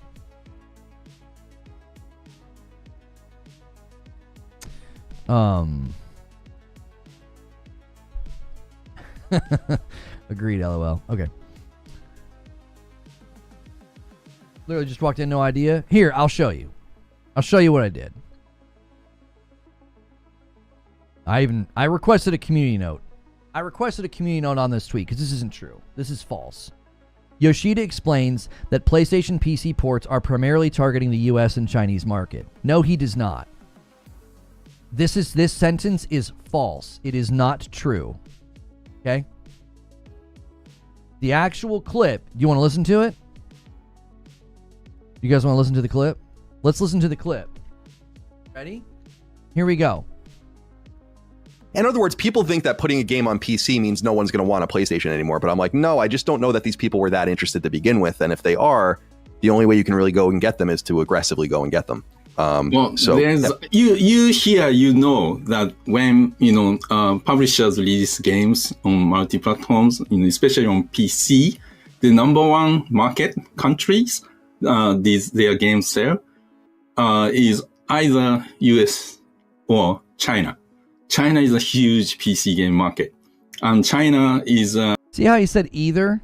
He said these are the two biggest. It's either the US or China, and now he's going to drill down on China. A growing but still very small console market, and in order to reach audience in countries like China, PC is crucial. PC SKU, yeah. So I believe having PC SKU really reach new audience. And after, and not, releasing day and day, right? Taking 1 year or 2 years, or sometimes 3 or 4 years after. Oh, he also said they're not doing it day and date, which is interesting because he's talking about China. They're doing day and date with the China Hero Project, but see how he's having nuance? He's like, they're not doing day and date. Original PlayStation version, I don't think, that hurts. Probably people who have purchased on PlayStation of that game would have purchased already. You see? Just factual. Just being factual. It's clear. It's clear as crystal what the man is saying. It's super clear. His accent makes it a teeny bit hard to understand him at times, but it's crystal clear what he's saying. It's like, look, these are the two biggest PC markets. And then he says, and with China, that's what they're trying to do. There's a small console presence in China. That's not true about the US. The US has a strong console presence with PlayStation. So when Destin says Yoshida explains that PlayStation PC ports are primarily targeting the US and Chinese market, what he's saying is false. He is misrepresenting what Yoshida said. That's not what the man said at all. Like that, the most basic breakdown, and something like that just falls to pieces. It's like, and again, you always want to ask the question that's behind the question. Why are you doing this? Why? Petrov, I don't know why you're having such a hard time with submitting the question today. Now you're doing an upside down exclamation point. It's exclamation point question to submit your question. That's like your fourth attempt. Come on, buddy. It's not that difficult. It's not that difficult. You've done it before. Exclamation point question and then type your question. Jiminy Christmas. So, again, the question behind the question is, why are you doing this? Why are you willfully misinterpreting what the man said? That's the bigger and more important question you should be asking. There's something behind this. This is not a simple misunderstanding. This is a pattern. This is a pattern of misrepresenting and misquoting. I know he's not at IGN anymore, but IGN did this. They literally misquoted the latter half of the PS5 generation from the earnings call. They lied. They straight up lied and said latter stages because they wanted it to be negative. They created a negative quotation to make the public freak out and say, what do you mean PlayStation 5's already in the latter stages? Latter stages and latter half are not synonyms of each other. They're different statements entirely. And when you put something in quotes, you should actually be quoting the person and not just your made-up version. His accent isn't American. I'm confident he said all PlayStation games are coming to Xbox and to panic. The problem we have nowadays, says Old School Gamer, is that schools are teaching their students what to think rather than how to think. So we have a generation of people who can't think through things critically. He knows why he's doing it. It keeps his name in the loop, negative or positive.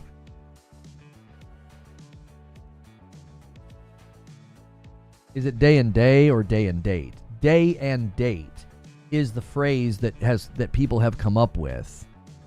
It's what they've come up with to say that the and I'm signal boosting my own tweet here. I'm retweeting my own tweet. And feel free. Like, whenever you see a tweet like that, I am not directing you what to do. I'm simply saying, if you ever see a tweet like that and you think it deserves a community note, you should request a community note on it. And my tweet is one that you can reference because my tweet puts the facts straight out, the actual quote straight out. It's like, that's not what the man said.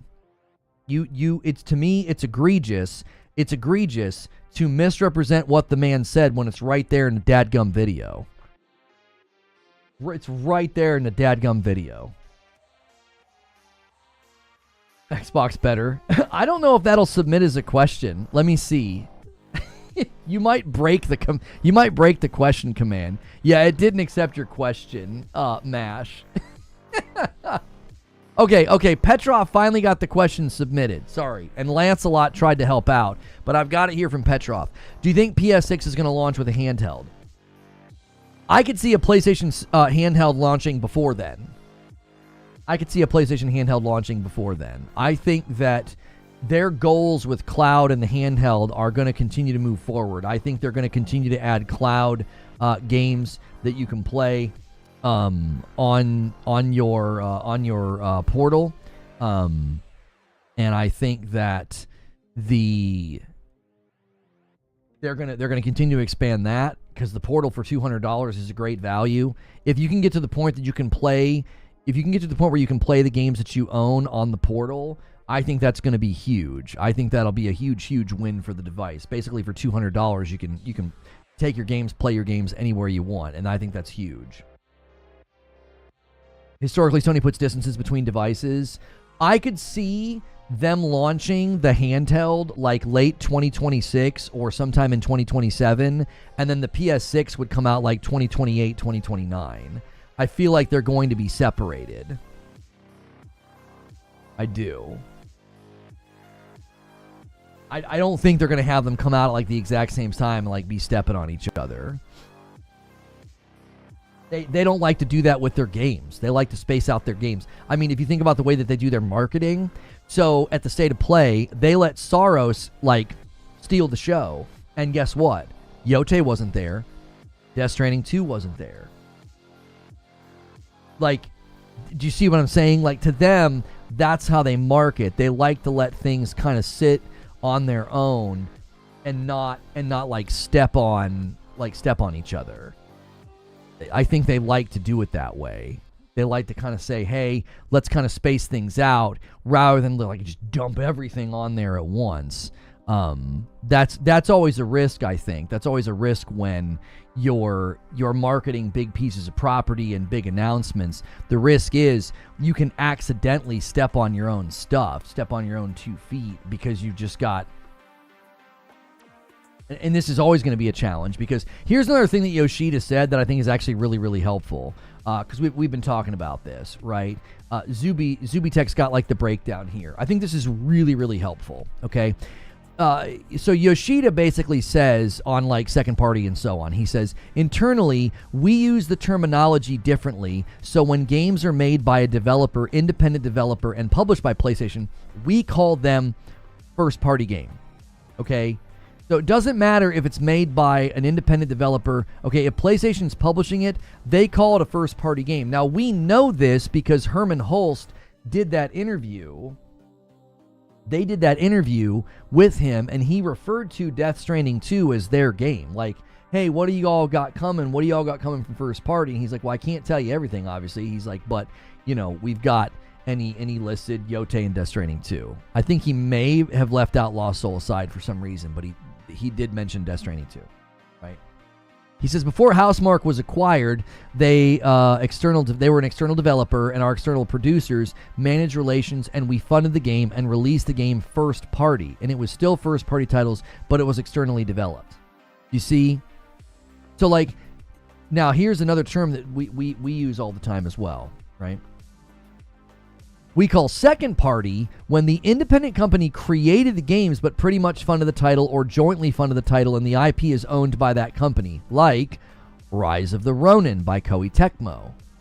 So this is second party. Okay? Third party exclusives, we call it partner titles. So some games like Final Fantasy came out on the PlayStation and first that was the third party exclusive title, so that's the terminology. Now again, you have to remember partner titles. So when they announce a State of Play and they say that like partners are going to be there across the globe or whatever, that's a surefire sign that you're probably going to see some exclusives show up that are third party and not first party or second party. Does that make sense? Now, I bring all this up to say this is precisely why the scorekeeping on Twitter and all the whining and crying about how, like, this game or that game or whatever wasn't there, or the State of Play sucked, or the showcase sucked. You have to see, Yoshida is giving you a glimpse into the fact that they have all these buckets and all these relationships that they have to manage. So they can't just walk out every time they're doing a showcase or a State of Play and be like, yeah, here's the 5 or 6 first-party games that are on the horizon. They sprinkle in like 1 or 2. And then they've got second-party efforts. They've got third-party efforts. They've got first-party efforts like Lost Soul Aside. That's not the same as Saros, and yet they're both considered first-party. So Yoshida is giving you a vision of like, PlayStation is never, and I mean never going to walk out and do a State of Play or a showcase that is dominated by first-party. They're not. Because the interesting thing about these terminologies that he's outlining, you know, from these interviews, is he's basically saying we have a lot of relationship.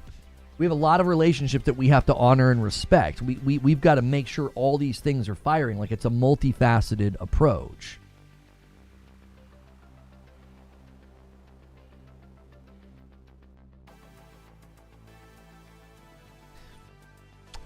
I guess Destin doesn't appreciate being corrected. He said, "Is someone all the PS fanboys think shouldn't be taken seriously? Y'all sure do get mad about my tweets." So, what that's called gaslighting. So when you say something false and you get corrected, what you're doing is a form of passive ad hominem. Instead of admitting that you were wrong, correcting your tweet, doing a retraction, you're now using a label. You're now using a pejorative to act like the people that are upset at your tweets. He's also doing emotional projection. So he's using a pejorative and emotional projection to distract from the fact that he made a tweet that was inaccurate. So you have to understand something, Destin. You're in the public. And when you're in the public and you're a publicly viewed person who claims you're going to be doing your own reporting based off of truth and evidence, and you say something that is factually incorrect, you're going to get corrected. You getting corrected for saying something false isn't anger or fanboyism. It's called accountability. That's a fun word. Accountability, isn't it? You're being held accountable for saying something false. If I walked out and made a tweet and said PlayStation 5 has hit 100 million sales, that's crazy how much better they are than Xbox, you have every right to correct my falsehood. And if my response is, well, I guess my tweet really upset the Xbox, herder, like, you're not accepting the fact that you said something false and you're being corrected. That's not fanboyism. That's not anger. The irony is, falsely interpreting what Yoshida said, that's fanboyism. That's access journalism. You're maintaining your access to fill an Xbox by continuing to propagate false framed ideas, false framed narratives about PlayStation and the gaming market. And I tell you what, it isn't going to work long term. It isn't. This strategy of astroturfing for Xbox, it will come to a financial decline. It's hurting the very places that continue to do this. They're going to lose readership. They're going to lose patronage. They're going to lose viewership. People are tired of the lies. They want authenticity. They don't want your astroturfing. You had a chance. You had a chance to do something special with your reach, your name, and your notoriety. Breaking from IGN, you had a chance to do something special, and instead, you have chosen to continue to false frame things and say things that are not true. If you get corrected in the public for saying something false, it's not fanboyism, it's facts. And they don't care about your feelings or what team you cheer for. They're just facts. That's the way that it is. I've had it. I'm done. I'm done playing nice with people who don't deserve it. I'm not going to make it personal. I'm not going to hurl insults. I'm just going to correct you when you're wrong. That's it. It's that simple. We don't need to keep the dadgum kid gloves on anymore, right? You're all big boys. You're out here in the public. You're publicly viewed persons. Say stuff that's false, and you're going to get corrected. It's that simple.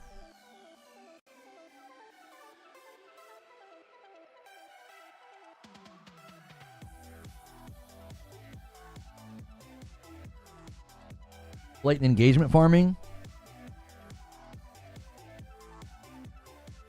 I mean,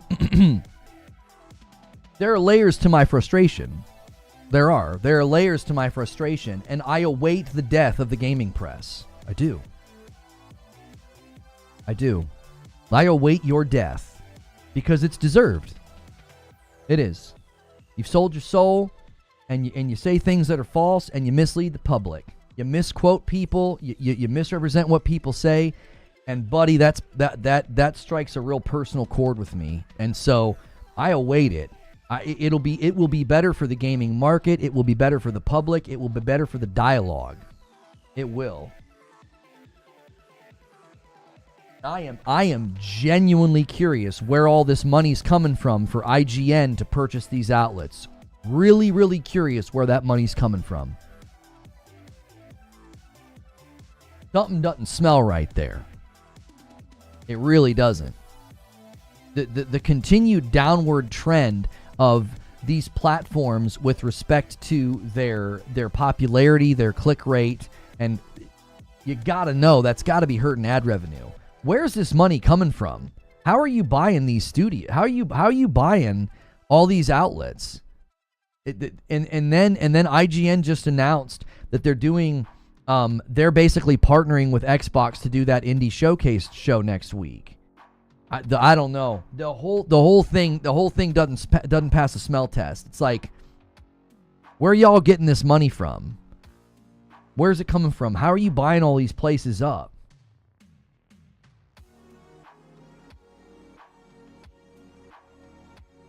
Funded by UFC's parent company? I don't know. I don't know where the money's coming from. It doesn't make any sense to me. All the outlets that they're suddenly buying, like, it's not surprising. Like, they all ran with, Ryan McCaffrey makes his little remark about how, like, oh, Xbox is going to publish more games on PlayStation this year than PlayStation, and then all those outlets ran with that as a headline. It's like,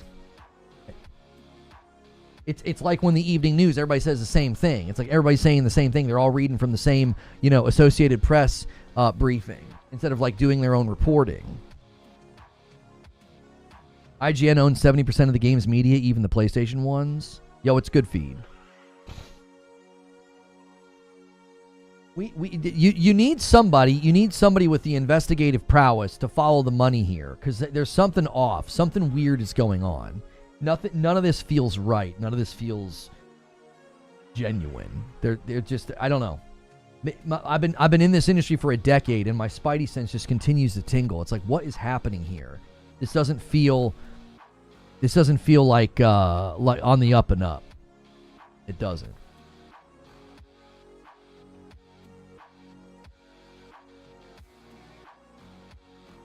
It's not IGN funding any of it. Right. So that's the question. Where's the money coming from? Who's behind this, Most of the music outlets are like that. It's like 90% from a single source if you follow the money.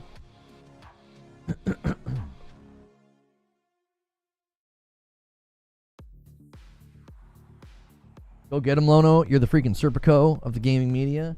I don't have time for all that. I don't have time to go out here and research all these companies. I'm just putting it on y'all's radar. So if it all comes out and we all suddenly figure out what in the world's going on, like, I'll be like, yeah, I told y'all that didn't pass a smell test.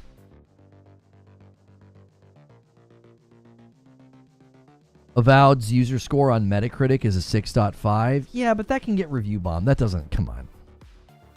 The Metacritic user score is irrelevant. It's irrelevant. The user score there can be so torn down. Yo, what's good, John Lepkowski? How are you? It's too easy to tank a user score on Metacritic with non-verified purchases. I don't ever put a lot of stock into the Metacritic score, the Metacritic user score of a video game. I don't. Avowed having a 6.5 user score on Metacritic is meaningless. It's like that's obviously getting review bombed. Obvious. Like, what do you want me to say? Like, that you can't review bomb on Steam. You can't review bomb on the Xbox. So,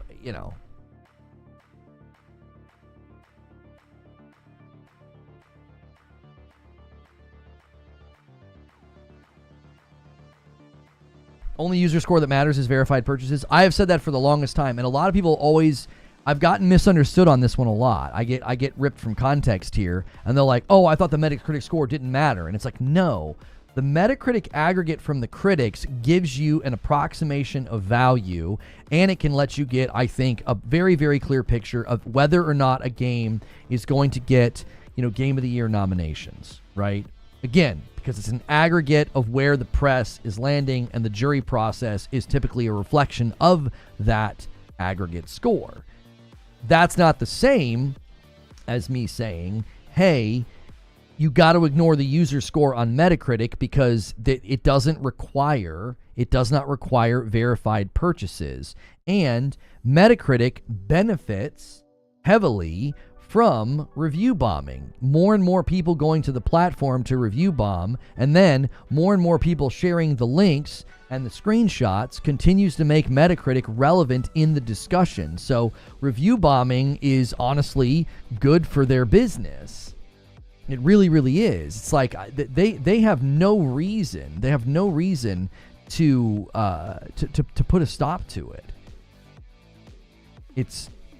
It makes perfectly good sense why it happens.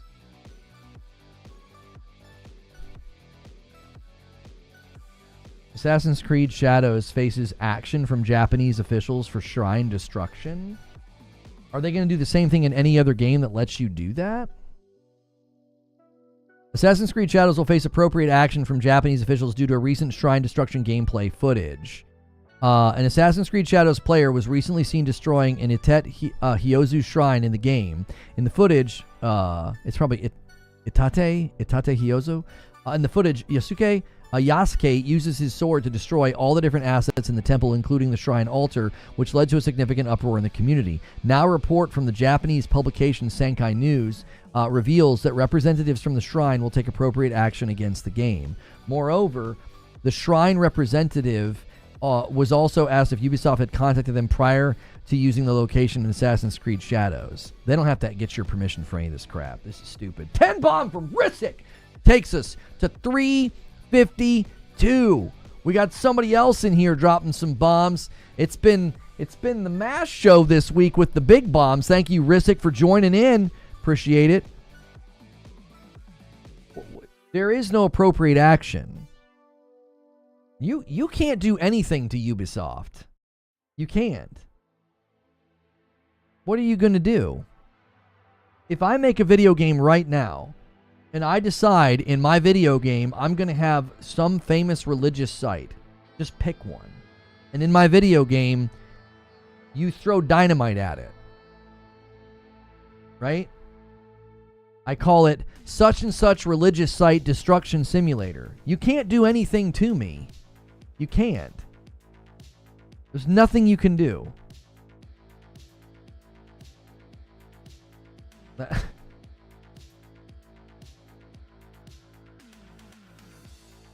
Is that a verifiable article? I mean, it's Insider Gaming is reporting on it. It's a franchise where you literally fist fight the Pope. Like, I just don't understand. These people are so driven by hate.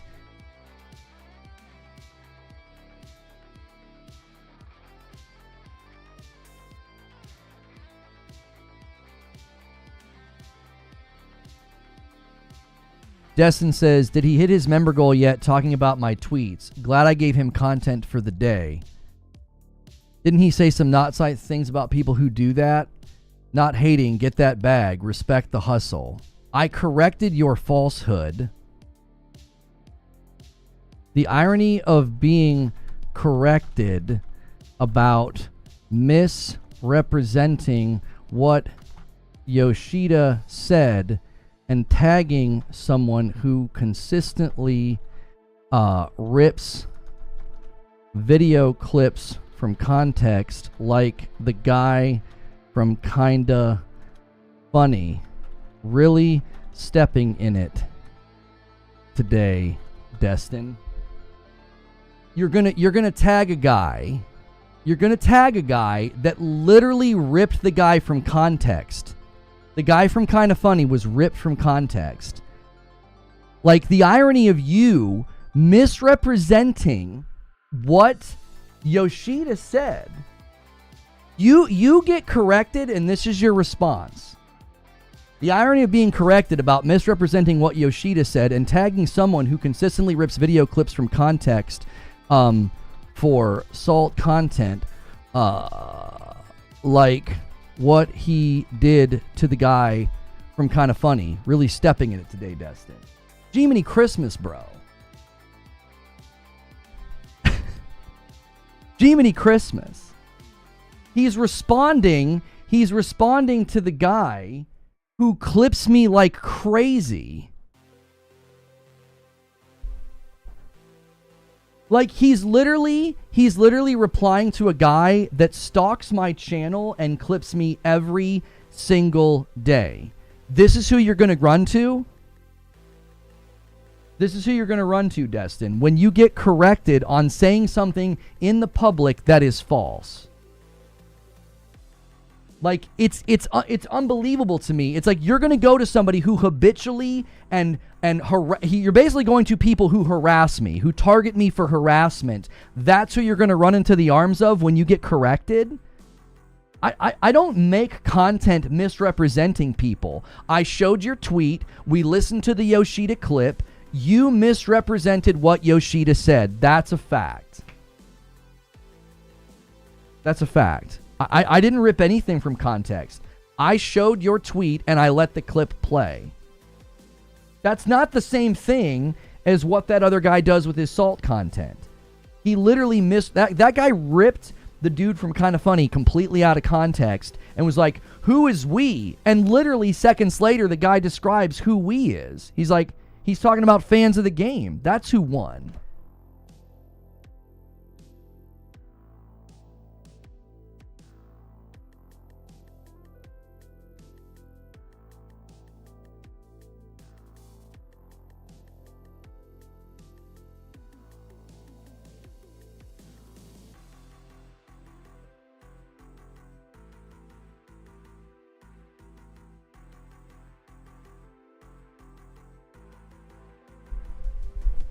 He has a $100 membership tier. You're doing this wrong. Clip Farmers inbound. I mean, you can keep promoting my content for free. If you're going to say things in the public, you're going to get corrected. And then you want to turn it into, oh, fanboys get mad about my tweets. Fanboys aren't getting mad about your tweets. You said something false and got corrected on it. I thought this whole thing he was doing was going to be a good turn for him. Like, get away from IGN and do your own thing and chart your own course. I've said many, many times, there are good people at IGN. There are people over there that do good work and write good reviews. And the way that outfit has handled itself recently with misquotes and misleading headlines, they basically have become a tabloid. And I thought, okay, you're going to break from IGN and do your own thing. Cool. Like, you can't even get corrected on falsehood now without turning it into some sort of fanboy argument. It's like, okay.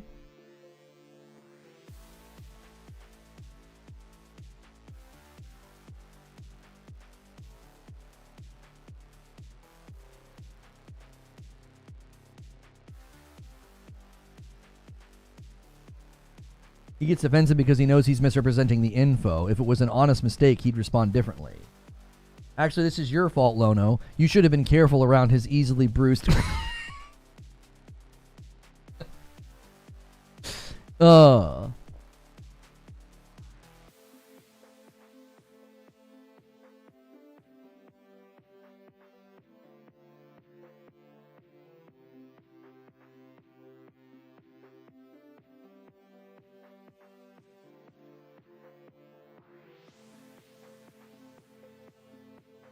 I don't agree. He always responds this way. I spent a lot of time in that community too.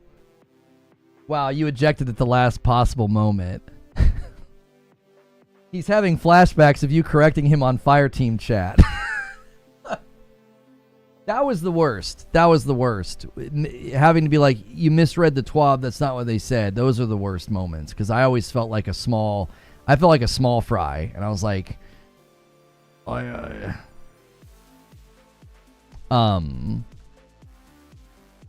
somebody's asking if we could just make a new channel on Twitch. We're looking into it. We're looking into our options over there.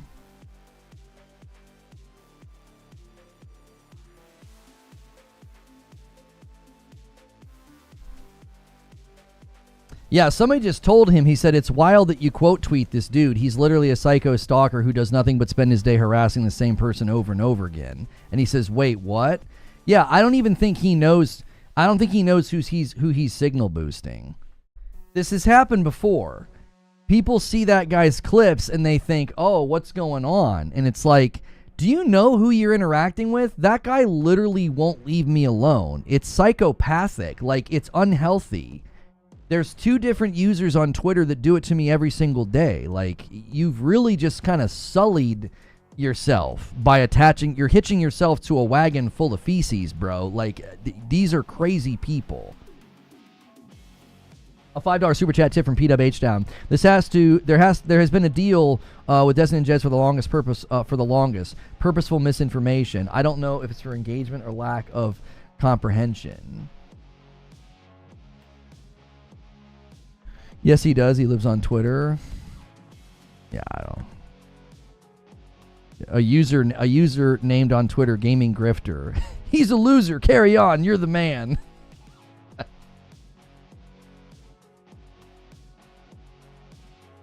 Ghost of Tsushima, what does the gameplay like? Tsushima is basically like if Assassin's Creed and Batman Arkham Knight decided to like get thrown in a blender and make a cool samurai game with amazing moment-to-moment combat and the stance system from like Neo. That's what Tsushima is. Just brilliant. Like the combat system is brilliant. The open world is brilliant. You know, the moment-to-moment gameplay is just phenomenal. Like, if you like the moment-to-moment crunchy melee-based gameplay of like Arkham Knight, it's good. What happened to games making babies? I don't like the blender thing. You missed the babies. I was gonna say, I thought we agreed games got to stop making babies. Make up your mind, Creature and Zubair. Which is it? Which is it? Do you want it? You know? I can't believe he invoked my member goal.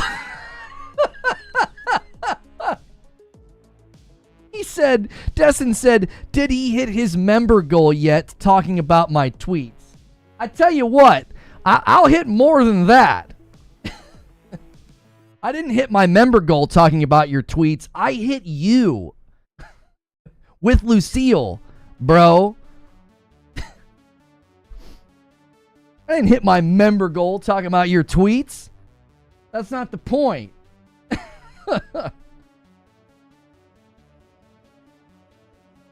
Bringing up my member goal, bro. Respect the hustle. Well, at least I make money from willing patrons who like my content, not misleading crap. Like, let's get real here. Let's get real here.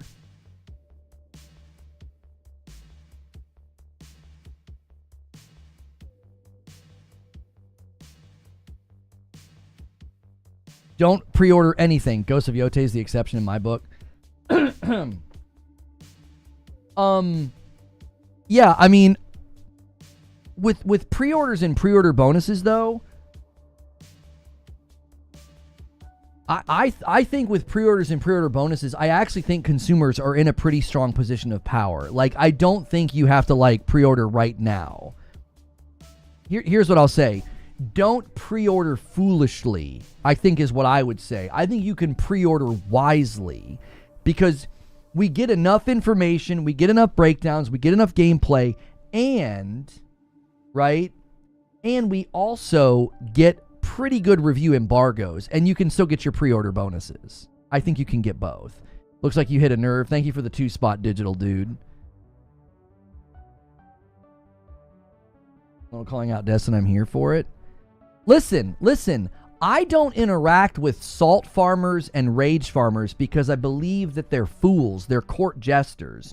But if you're going to walk out here and you're going to act like you're reporting on truth and doing good work, good like journalistically minded work for gaming news, and you're going to say something that is provably false, I'm going to call you on it. Like, I'm done playing nice. Like, I'm never going to make a video and, like, throw your face on it and go, herder, look at this idiot. All I did was pull up your tweet and speak factually. That's all I did. I didn't insult you. I didn't call you a name. I didn't salt farm you. I didn't put you on my content, my thumbnail, or the title of my video. I pulled up your tweet. You're in the public. I talk about gaming news. You're out here contributing to the gaming news conversation, and you said something that is easily, provably false. If you don't like being proven to say something false, then don't say something false. It's a simple equation. It's very simple. That's simple. It's the way it works. I made the mistake of saying that quick resume is similar to, or basically the same as rest mode. That's not rigidly accurate, and I got taken to task for it because, you can have multiple games that you can bounce between. Okay, no, you're correct. You're right. I was wrong. That's not the same as using rest mode, right? That's the worst thing you got on me, is that I basically said quick resume is essentially the same as rest mode. I get the same result, and I get corrected and ripped up one side and down the other because, hey, you can actually suspend multiple games. Okay, fine. But you're gonna misrepresent what someone says. Like that's not the same. That's like you're being factually incorrect. Yeah, he says it's only okay when Reforge talks about people, but not okay when people talk about him. Got it.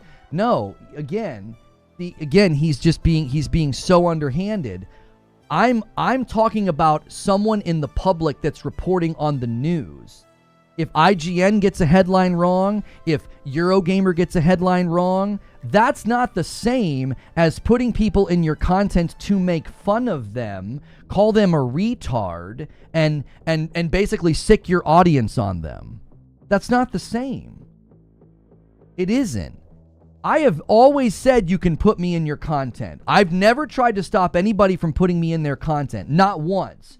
All I've ever said is targeting me for harassment, breaking community guidelines, calling me a retard, misrepresenting my positions, ripping my clips from context. That's what I take issue with. If you can't see the difference between that and me pulling your tweet up and correcting your falsehood, that's what's getting lost here. You're trying to make it about me. That's ad hominem. You're trying to make it about me. You said something false. Do you have the integrity to do a retraction? Do you have the integrity in the character to correct what you said? If not, then we know what to expect from you from here on out. I didn't talk about you. I didn't insult you. I didn't call you names. I corrected something that you said that was factually incorrect. It's that simple. It's that simple. If you can't see the categorical difference between salt farmers calling me names and you getting factually corrected, I can't help you. Can't help you, brother. You're lost. You've lost the plot if you can't see the difference.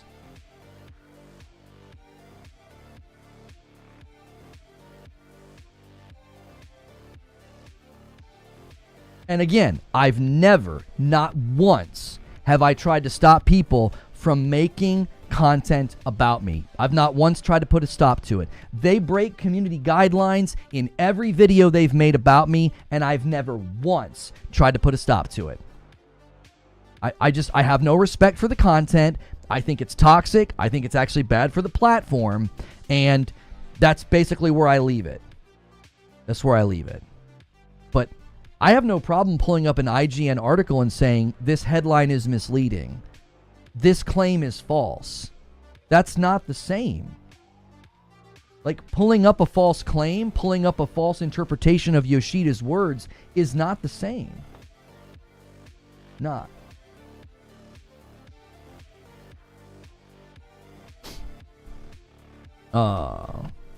I've never tried to stop the content about me, even though it is consistently targeted harassment and breaks YouTube community guidelines. I pulled up a false claim and corrected it. I do this with any gaming news outlet. Don't like it. Don't make false claims. That simple. You've made false claims multiple times. Name one. Name one. Give me one. I've never tried to stop the content about me, even though it is consistently targeted harassment and breaks YouTube community guidelines. I pulled up a false claim and corrected it. I do this with any gaming news outlet. Don't like it, don't make false claims. It's that simple.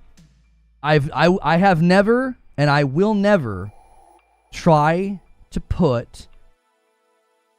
I've never tried to put a stop to people making content about me. I've always said, I'm not going to be the hall monitor on YouTube. I'm not going to try to stop people, even though they consistently break community guidelines and they did a targeted hate raid on me the other day. You know, I've never once tried to be the YouTube hall monitor. If you want to break community guidelines and call me names and target me for harassment, that's totally fine. You want to run that risk with your channel because YouTube can suddenly decide they don't like you doing that. Quick resume, yes. Yeah. I did not make a video of a technical breakdown of quick resume. I expressed my opinion that I think quick resume, this is an opinion, this isn't a factual statement. I think that quick resume and rest mode on my PlayStation 5 basically give me the same value point. They get me back into the game I was previously playing quickly. Yes, they are technically different. I did not do a technical breakdown. I did not mislead the public and say false things about quick resume. I just expressed my opinion and said they're basically the same thing. Like, yes, I turn my Xbox on and I can get right back into a game. Sometimes. It didn't even work the other day for Avowed. It didn't. It didn't work for Avowed. It pulled an error and I had to restart the game. I use rest mode on my PlayStation 5. I get basically the same result. If that's the worst thing you've got me on, y'all, I've said this before, y'all are starving. You're starving and desperate to cast me as this liar when all I said was, it's basically the same thing. It is. If quick resumes your smoking gun against me, then I think I'm doing okay. I do a live show Monday through Friday for 3 to sometimes upwards of 5 hours. And if the worst thing you've got on me is what I said about quick resume, I think I'm doing pretty dadgum good. I'm not out here running false headlines like IGN does, misquoting earnings calls, lying about plummeting PlayStation sales. I'm not out here misrepresenting what Yoshida said. I'm not. That's called falsehood. That's called lying. I'm not doing that when I say that I think quick resume is basically the same as rest mode on my PlayStation. Experientially, me as the user, I think they're basically the same. Why are you getting upset? All you need to say is sorry? So you want me to apologize for my opinion about quick resume? What are you, 6 years old and somebody stole your cupcake? There's no reason for me to apologize. I still think that. I don't think quick resume's that great of a feature. I don't. It's not that great. It isn't. I'm very rarely switching between 4 and 5 and 6 games. I'm almost typically always turning my console on and going back to the game I was previously playing. And rest mode on my PlayStation 5 and quick resume on my Xbox are almost interchangeable. Like they're the difference between them is minimal. My opinion on that, you want an apology? If I get something wrong, I correct it. I own it. I say, we got that wrong. I've corrected things in the past. It's a good feature. It's not something worth all this discussion. People have lost their effing minds. Yeah, I'm telling you, you Xbox guys are down real bad. Like, you're still holding on to that quick resume thing. I was like, Jiminy Christmas.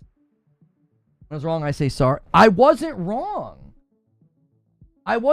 I did not do a technical breakdown of quick resume and factually misrepresent it. I merely gave my opinion and said they're basically the same. I get the same results. I can't be wrong in an opinion. That's just what I think. I think quick resume is overrated. That can't be incorrect. That's my opinion.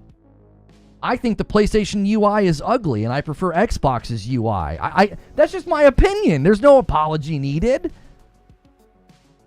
If quick resume was as godly as Xbox fans make it seem, the Xbox console would be tracking ahead of PlayStation by now. It doesn't even work consistently. I just tried to use it the other day for Avowed, when Madam was going to play Avowed, and it didn't work. It said that my game needed to be restarted. I was like, huh? It wasn't an update. It was not. The game didn't need an update. It had been updated. For whatever reason, it failed, and I had to reboot the game. The PlayStation UI is way better. Apologize, Lono.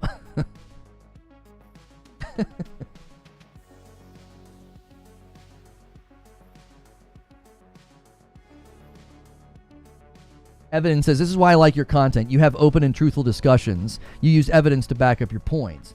Right. Like, if I would have trotted out a video lying about quick resume and like saying it's only this fast or it only lets you suspend 2 games, that would be a factual and demonstrable lie. You could say he lied to the public. Right? That's not the same as me giving my opinion on quick resume. Like, they're not equal. When Yoshida says that the bigger PC markets are US, either, he uses the word either US or China, and then he turns his attention to China and explains how bringing games to PC, that's why they're doing that, because the Chinese market, you have a small footprint of consoles, and that's why they're doing what they're doing. He's also explaining the China Hero Project when he says that. And then Destin tells the public, no, that's not true. He's talking about US and China. He is completely and utterly misrepresenting what Yoshida said. Getting called on that, like, his response is to signal boost someone who harasses me and habitually clips me every day, and then he tags a salt farmer, somebody who makes salt content, yells about me and calls me names. Like, that's who you're going to bring to fight for you? That's your daddy? I don't need to bring a daddy to the table. I can fight my own fights. Can you? It doesn't work all the time. You literally told people it doesn't work all the time. It doesn't work all of the time. What do you mean? Talk about lying. So you think quick resume has a 0 fail rate. It works all of the time. That's your claim? Well, then you're lying. That's not true. That's not true. It doesn't work all of the time. You want to talk about lying? You're lying. You think it has a 0 fail rate? We've watched it not work live. Yeah, you can literally... it happened with me with Avowed. I had to restart the game for whatever reason.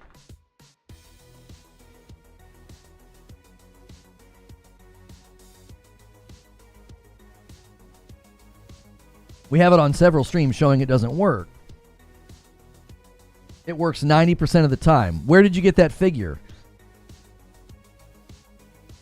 You're making a claim. Do you have evidence for your claim? You're saying it works 90% of the time? I mean, I'll be honest with y'all. I'm having fun with this. You can't win.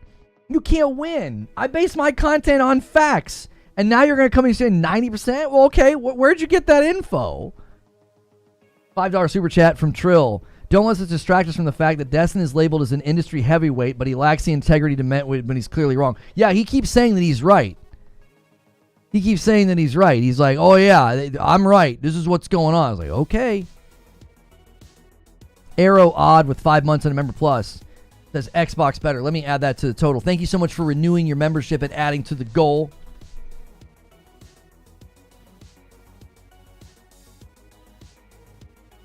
Even if it works 90% of the time, that's not 100%, so you were right. It doesn't always work. Yeah, like... if it works... Okay, let's just accept that it works 90% of the time. Let's just accept that. Then I was correct. I was factually accurate when I said it doesn't work all of the time.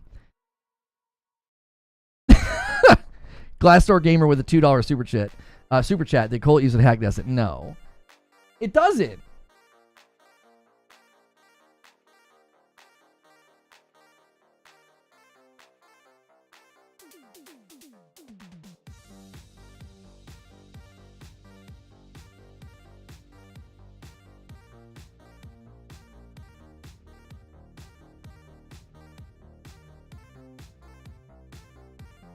AOZ with a VIP 31 months. 50% of the time it works every time. Talladega Nights. That's right. That's right. Let me add that to the total. 354. This guy says, being real, I would enjoy your stream more if you focus on membership goals a little less during the stream. You got to do what you got to do to put food on the table. I'm just giving my opinion as a watcher of the stream. Streams can be 3 to 5 hours long. Membership gets mentioned maybe 2 to 5% of that. Sorry, not sorry. Like, come on, dude. I'm streaming for sometimes 3, sometimes 5 hours, bro. Like, be real. Like, come on. It gets mentioned when people renew. It gets mentioned when people gift. I can't not address that. When I ask people to check the $sign, see if you have a renewal and stuff like that, that's maybe 2%, maybe 5% of the entire stream. Like, it's very minimal. Come on. Like, come on, dude. I'm not going to include the sorry, not sorry. I'm not trying to be rude, but come on, dude. Like, it is not, it's not this hyper-focused thing. Biggie Smalls with 21 months says, I have a 20-year badge on my Xbox profile. Let me tell you, Quick Resume is trash. It barely ever works. Thank you, Biggie Smalls. That's an Xbox guy right there saying it doesn't work that consistently. And then a gifted from Joker Quinn takes us to 356. Ooh, I was thinking somebody was going to drop that 20 bomb to get us to 75. Okay, so Destin says this. He says, my statement isn't false. That's what Shuhei said. Reforge is adding a lot of things I never said to that tweet and then correcting himself. No, I'm not. It's called straw manning. No, I'm not. No, I'm not. I directly quoted Yoshida. You didn't. I directly quoted him. You didn't. You are 100% misrepresenting what he said. I haven't corrected myself yet.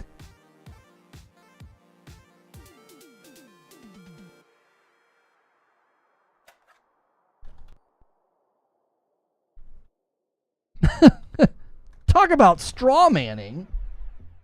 I haven't corrected myself.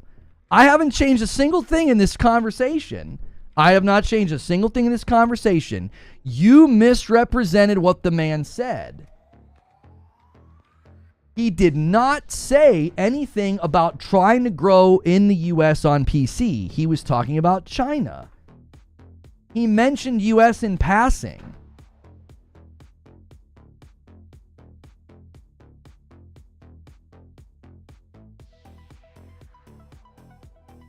When are you going to get Destin and Lono podcast? Listen, we're trying to get that set up. I would be happy to jump on a podcast with him and have him tell me, why do you think he's talking about the U.S.? At what point do you think Yoshida indicates that their efforts to grow on PC is in the U.S. as well as China? Where does he say that? I need you to tell me where he says it, because he doesn't. The answer to the question is, he doesn't say it. That would be must-see TV. He doesn't say it. Like, your claim can't be substantiated by the clip or by the podcast. He never says, oh yeah, our efforts to grow on PC is in the US. He specifically zeroes in on China. He talks about how there's a weak console presence there and that to grow in that market, PC is crucial. And he's claiming that he's talking about the US as well. And it's like, no, he's not. Yeah, from the call-in interview, Eugene, yes. A $2 super chat tip, Xbox bitter. Certainly feels that way. We watched the clip. Excuse me. We watched the clip on the channel. He literally mentions US in passing. He says that the two biggest PC markets are US and China. And then he turns his attention to China and talks about the efforts to grow there. Oh my gosh, it hurts my brain. I can feel pain inside of it. It's so pedestrian.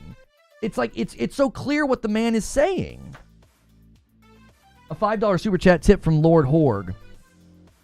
My experience with quick resume has been mixed. Games crash or resume glitchy, even first-party games. Overrated feature. PS5 UI is better, by the way. I like Xbox's better. I like their UI better. 2spot from Glassdoor. PC is an Xbox. Please point me to where Yoshida says PC ports target US. Yeah, do it, Destin. It's really easy. You need to show us the quote, the clip, or the moment where Yoshida says the PC ports are targeting US. He does not say that. He mentions where the two biggest PC markets are, and then he talks about the uniqueness of the Chinese market. That's what he's doing. He's like, this market's different. This market is very small with console, and they're trying to break in there with PC. And then he goes on to say they're not doing day and date. Wired Rope with a $5 super chat says, favorite part about this, the newbies, is they don't know he had you on the past to argue points all the time, and he's acting brand new.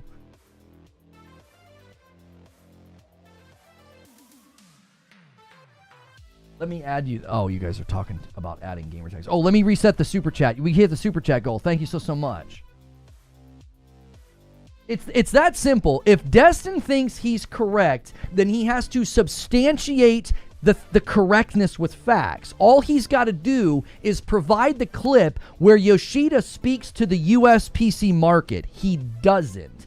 He's speaking specifically to the Chinese market and how it's unique. And the reason that you know this is because he says it has a small console presence there. That's not true about the US. One of the biggest markets for PlayStation is the US. It's like they're completely different markets. He's making a specific point about China. He's trying to set up an interview with Shuhei. I mean, great. He can get another clip. He can get another clip like the one of Phil Spencer telling him no. You know what I mean? 357, I owe you guys a member. The biggest? It might be the biggest. I think the biggest is US. I think PlayStation's biggest market for console saturation is the US, followed by Europe. You guys would have to fact check me on that. I think, I'm not making a definitive statement. I think that the biggest market for PlayStation is the US. So again, it makes what Yoshida's saying, it's nonsensical if he's talking about both China and US at the same time. Europe was larger, but I'm pretty sure that US has surpassed it. So it's either second or first. Again, what Yoshida's saying, it becomes nonsensical if he's talking about both China and the US, because he's specifically talking about how there's no console presence there. It's very small. China banned console sales over 14 years. They're generations behind building a console install base versus PC and mobile. See, this is the type of stuff that he should know. He has been in the gaming industry longer than me. This is all stuff that he should know. These are all just pedestrian facts about the regions, the industry, and the efforts of PlayStation. You got corrected, and you're turning into some like personal thing where you want to invoke salt farmers and people who click farm me on Twitter and harass me every day. If you're aligning yourself with people that I just think it's a bad business. I wouldn't align myself with folks like that. You're wanting to be taken serious. Talents with 15 months. In my opinion, both Sony and Microsoft are specifically trying to tap into the Chinese market. The future of gaming revenue will be China. I don't think the future is, but I think future growth. You have to contextualize that, Talents. If you're trying to grow right now in the gaming market, the biggest market for growth is Asia, specifically China, especially because of the history of gaming there. So yes, this is one of the reasons why, and again, this is why you always need nuance. This is why Xbox Game Pass is structured in the way that it's structured. Right now, Xbox Game Pass, you get day and date on PC for $11.99. You want day and date on console? It's $20. That's a big difference. That's almost double. Well, why? They think, and Phil has said this, the biggest room for growth for them on PC, they think the biggest room for growth for them for Game Pass is PC Game Pass in the Asian market. Because if they can get people to sign up for Game Pass in the PC market in Asia, in Japan, and in China and Korea, that's a ton of users. They're trying to find new users. That's one of the things Phil's talked about a lot.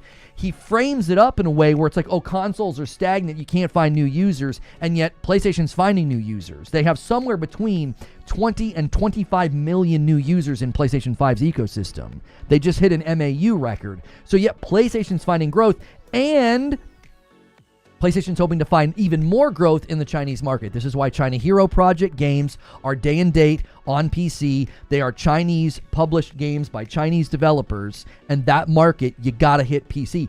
This is what Yoshida's talking about. Like, that's why you need nuance, and you can't just say, oh no, he mentioned US. He's also saying that they're trying to grow on the PC market in the US. It's like, that's not what he said.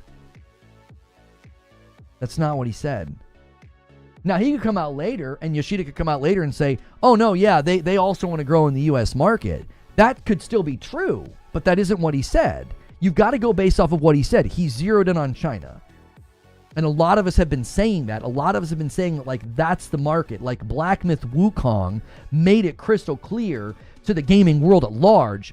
Holy crap. There's a lot of growth that we could have there. The demand for PlayStation 5 spiked in China because of Black Myth Wukong alone. One game caused a demand spike for the PlayStation 5 in China. I just got off the phone with Yoshida, and he clarified that they're ending console production and going full PC publisher because Xbox better. Could we hit 400 likes? China Hero Project games are published by Sony? Yes, I know, yes. It's a first-party publishing effort that will land day and date on PC. The property is not owned by Sony. They don't own the games or the property. They don't own the studios. It is a very, very specific publishing effort, and Yoshida just added context as to why they're doing it. It's like they want to grow in that market. You are not going to grow in that market if you publish a Chinese developer game and you only put it on PlayStation. This is what's so funny. I've been making that point for weeks. And I said, they're going to use Lost Soul Aside to claim that PlayStation's going day and date on PC. They're going to lie, obfuscate, and mislead the public, and they're going to use Lost Soul Aside to be like, yep, PlayStation's going day and date on PC. And it's like, no, it's a particular region effort through their publishing efforts. It's not a first-party studio. It's not first-party property.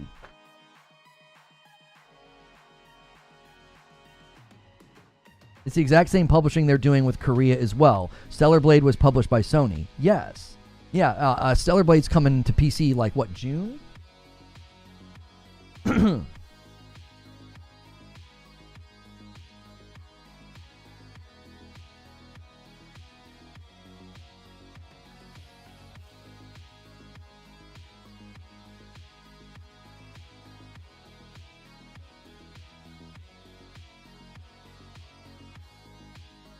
PlayStation is in more territories than Xbox. Is that correct? PC is everywhere. Xbox games on PlayStation can get more eyes on their games. Then PC Game Pass will look more appealing if they like those games. Is he implying he is watching Colin's interview now for the first time? He says, I'm not wrong. I'm watching the interview now. You should check it out. He was specifically talking about the clip on Twitter. The clip on Twitter, right? This is the irony. Again, this is the irony. He says, source, the clip that James embedded but didn't listen to. No. Yoshida explains that PlayStation PC ports are primarily targeting US and Chinese market. This sentence is untrue. We watched the clip. We listened to the clip. He does not say that. He specifically says that he's talking about China. He mentions the US in passing. Like, it is an egregious misinterpretation of what Yoshida said. It's an egregious misinterpretation. So, listen, this is going to continue to happen. Outlets, IGN, always news outlets or whatever. Like, I'm not interested in going on a warpath and making YouTube videos and making stuff and be like, yeah, this guy's bruh. One of the subjects today, Yoshida's in the thumbnail. The topic today is the Yoshida interview with Colin Moriarty. And if you think that all the publishing efforts of PlayStation is falling under this simplistic thing of like, oh, they're going day and date on PC, not true, or yeah, they're trying to target growth in China and the US on PC, that's not what Yoshida said. That's not. It's as simple as that. I don't want to belabor the point anymore. But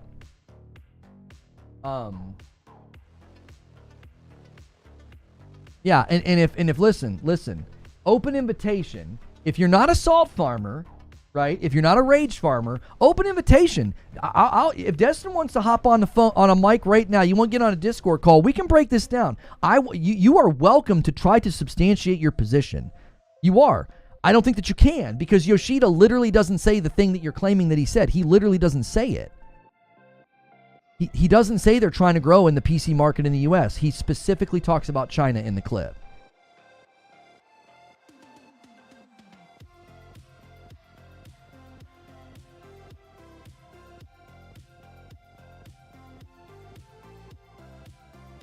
What that means to the owner of PlayStation and Switch 2 to become directly competitive platform. Huh? What are you talking about, Maloon? Jose says, wow, a lot of respect to you, Lono. I stopped watching for a while. People have Lono derangement syndrome. Haters gonna hate. I just can't believe that people don't see a categorical difference between me correcting a tweet that said something false. That's not the same as constantly clipping my streams, my members-only streams, and just re-uploading them to Twitter, false framing me, targeting me for harassment, or putting me in your content and calling me names and telling people to harass me, or hate rating me. That's not the same. Like, I just corrected your tweet. I didn't attack you or call you names. I didn't make it personal at all. I stuck to the facts. It was like, listen, you're no different than IGN to me. You're no different. You're another outlet of gaming news. And if you say something that's not true, I'm going to correct it. I'm not going to get in fights with rage farmers and salt farmers. I'm not interested in that. Those are court jesters. Those are fools. That's not the kind of content I want to make. But if you're going to be saying things with your articles, your videos, your news headlines, or your whatever, and it's going to be false, I feel I'm completely in my rights to be like, yeah, we're checking the news feeds here. What's going on? Yeah, topic of today is the Yoshida interview with Colin Moriarty, and you got a well-known person in the industry saying something about Yoshida that is false. This is no different than what happened the day before that interview, where people were misframing Yoshida getting the new position. They acted like, Jim Ryan, walked in the room and smacked him in the mouth and it's like, you're going to take this job and like it. And it's like, Yoshida came back and was like, I don't know why everybody made Jim out to be the bad guy. He literally spoke directly to it. He's like, I don't know why everybody did that. He's like, it was not that way at all.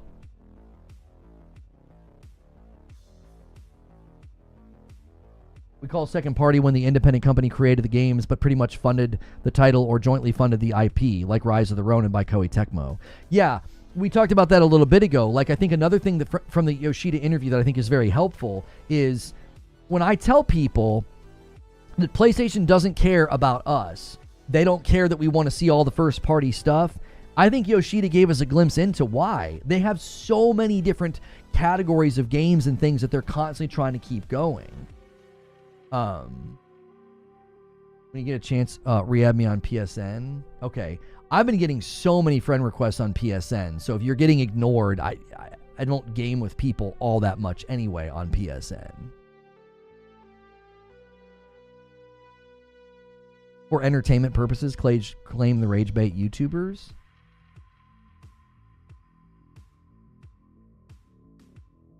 That's you come up with any excuse you want. It's fine. It's consistent targeted harassment and it breaks community guidelines. So YouTube has community guidelines.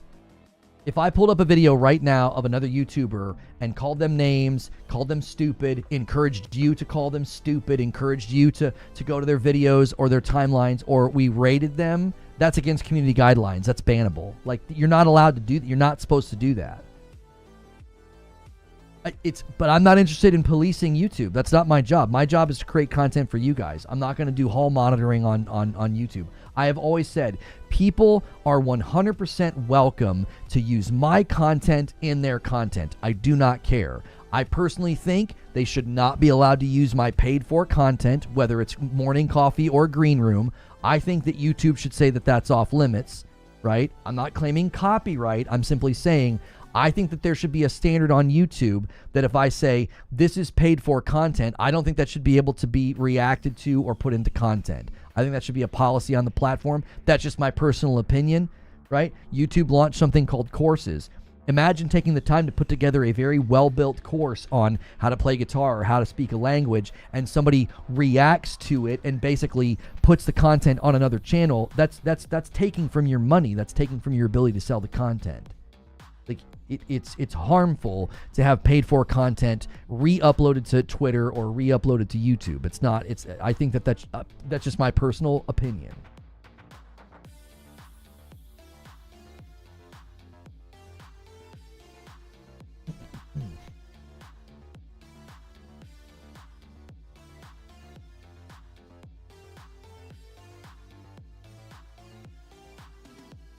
See, what's frustrating about this is, instead of having an interesting discussion about the nature of growing your platform and how PlayStation's taking a very different approach, instead of like comparing and contrasting, their approach with the approach that we're seeing from Xbox, or also as this year pans out, we could compare, the Switch 2 in its direction. Instead of doing that, we're just stuck in this terrible cycle of like dealing with false narrative, false frames, and then when you correct the false narrative and false frames, look what he did. He personally attacks me. Personally attacks me. Like you go and signal boost a guy who attacks me, and you signal and you basically like say, hey, Mr. Rage Farmer, Salt Farmer, look at what Lono's doing. Like, you're telling on me to your daddy. $5 super chat from Talents. Big ups to you. Big ups to King Thrash for noticing the China trend. Big ups to Lona for helping people use common sense. I appreciate that. I know somebody sent me a clip of the round table, and they think that I watch, and that's why I was saying a lot of things that I was saying. Listen, no offense to the boys of the round table. I have never watched a round table. I showed up one time and made a couple remarks to Thrash because somebody had said they had mentioned me or something. So I showed up to one roundtable and like typed in chat for like 5 minutes. Over the last couple of years, the only reason that my predictions have lined up with things that maybe Thrash or the roundtable have said, the only reason they line up is because, no offense to them, because this is no offense to me, it was easy. It was easy. Like, again, props to the people that saw it and said it and called it, but it was easy. I didn't find it difficult at all the last 2 years to predict what was going on. It's like, this was pedestrian. It was like, obviously, this is what they're going to do if they spend this much money. Obviously, Microsoft's in the driver's seat. Obviously, Microsoft has a software strategy. You can see their software strategy with their dadgum contracts. Like, they think utilitarian about video games, so they don't think that the 18-month contract is a problem, right? Software company. It was easy to predict what they were going to do. And all I had to do was 2 seconds of research, like, oh, I wonder why the China Hero projects are landing day and date on PC. You do 2 seconds of research into the market of China and gaming and PC, and it's extremely easy to see. You and Thrash have been spot on, though. Right. And listen, respect where respect is due. Like, I shouted him out recently, and I said, he's been saying it longer than I have. Do you want to know why I can say that? I wasn't covering the gaming industry to this degree back in the day. I wasn't. I was like a Destiny streamer. I was like a Destiny streamer. So I gave credit where credit is due. I wasn't saying, oh, I got my ideas from those guys. I wasn't saying that. I was saying, listen, they've been doing this thing longer than me. They've been doing the YouTube, Xbox, PlayStation, console war, back and forth thing. They've been doing it longer than me, and they called this before I did. I'm late to the game, but even I could see where the game was headed. It was like, And listen, you guys know, some of you guys have been here a long time. I was really cheering for Xbox. I was like, they're a sleeping giant. They're a sleeping giant. They're blurring the line between console and PC. And they let me down. They went away. They went a certain way with their brand that I found to be, very disappointing. A Destiny streamer, you were the Destiny streamer. I mean, I appreciate that. I still giggle at the thought of Thrash calling you this Reforged N. Wait, I've been referred to. They've used that word with reference to me. That's I take that as a compliment. I didn't realize I had been so elevated. I appreciate that. Oh, you're imagining. Oh, I was like, oh my gosh. That's a promotion, Street Shadow says, I imagine they will do the same with the Mina and the India Hero projects. PlayStation has been playing the long game with China. They've supported Lost Soul Aside for 10 years. Yeah, it wouldn't surprise me either. Yeah. Lono is black adjacent. Listen, you've definitely been invited to the barbecue. I have like 8 standing invitations, so one day I'll cash in. Listen, the way that those markets function is going to determine where the games land, because it's not first-party PlayStation studio efforts. It's not property that PlayStation owns. It's not studio that they own. They're going into markets and saying, listen. These markets, we want to try to grow here, and this is our inroad. Do you see? It's like that's the kind of analysis and that's the kind of nuance you're going to need. You're going to need to look at each individual market to go, why would PlayStation do this? Right? Ono is a rapper now? I am. I also invite you. I appreciate that. Still got to work on that title. We can't hype up Lono too much during February.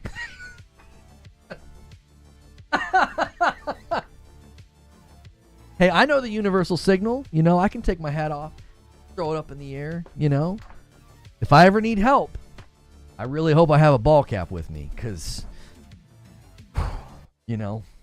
that's an effective signal flare, apparently. Xbox let us all down. Oh my gosh. They're going to go into markets with essentially no competition. Xbox isn't there, so less horizontal and more vertical to PC. Get Lost Soul 1 poppin'. That's what I said, Maloon. I said, buddy, it wouldn't surprise me at all if Lost Soul Aside 2 hits and they're like, hey, let's do a little timed thing on the console. Just a little. 6 months a year. I don't know. Lono correctly quoted Kendrick and used it in proper context, and he, without knowing, participated in a rap song by King Thrash and Sick Humor. He is like us, apparently. Hey. That's you better be careful. That's high praise. 2 Spot from Glassdoor says, Destiny grows past revenues and profits for unit sales. Listen, let's just be clear about something. I'm not interested in battling, with people on these individual little things. I saw something that I felt was so, painfully obviously incorrect, and I corrected it. That's it. That's all I did. I'm not going to start throwing up videos on my channel with people's faces and making fun of them and ripping them up. That's not what the content's going to be about. We just put out, okay, starting on February the 14th, 1, 2, 3, 4, 5, 6, 7, actually 8 if you include the transparency video. We put out 7 videos about games. Days Gone Remastered, Sorrow, Borderlands 4, Lost Soul Aside, Night Rain, Astrobot, Last of Us Online. Getting canceled. Right? That's what I want to focus on. Right? Now, when we're in the live environment, it's a live fire exercise. It's 3 hours long. If something like that happens, it's going to happen. I'm not going to make that the central identity of the channel. I didn't get to 50,000 subscribers doing that, and I'm not going to start now. Right? I'm not. We don't hit member goals because we roast people. That's not what we're going to start doing. I'm not interested. You can clearly see why it's a waste of time. You can clearly see why it's a waste of time. Because that's what you're dealing with. Instead of being like, oh, hey, I might have got this wrong, or, well, we can have a disagreement. What's he do? Well, he makes it personal. Mentions my member goal, signal boost somebody who attacks me every day and harasses me every day, and then tags somebody who salt farms me, rage farms me, and yells about me and calls me names. Oh, okay. Do you see why it's not worth? It's just not worth it. It's not worth it. That's the level of engagement you're going to get.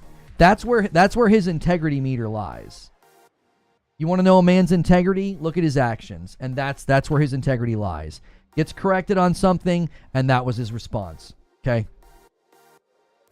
Cool. I now know that going forward, correcting you, engaging with you, it's not worth it. I'm not going to get a conversation. I'm not going to get a back and forth. I'm going to get attacked. You're no different than the salt farmers at that point. You aren't. You're the same as them. You just resorted to ad hominem. Okay, fine. That's cool. I mean, if that's the way you want to handle it, that's the way you want to carry your brand. That's your choice. That's your choice. We're going to have to get Lone a little slice, a little side piece cornbread thick when he arrives at the cookout. Listen, man, I just want to leave with styrofoam just packed full. You know what I'm saying? It needs to be like squeaking in my hand when I leave because it's so full. You know what I'm saying? As long as that happens, I'm always coming over.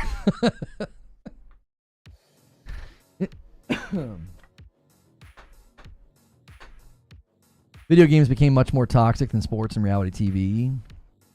Bunch of man babies.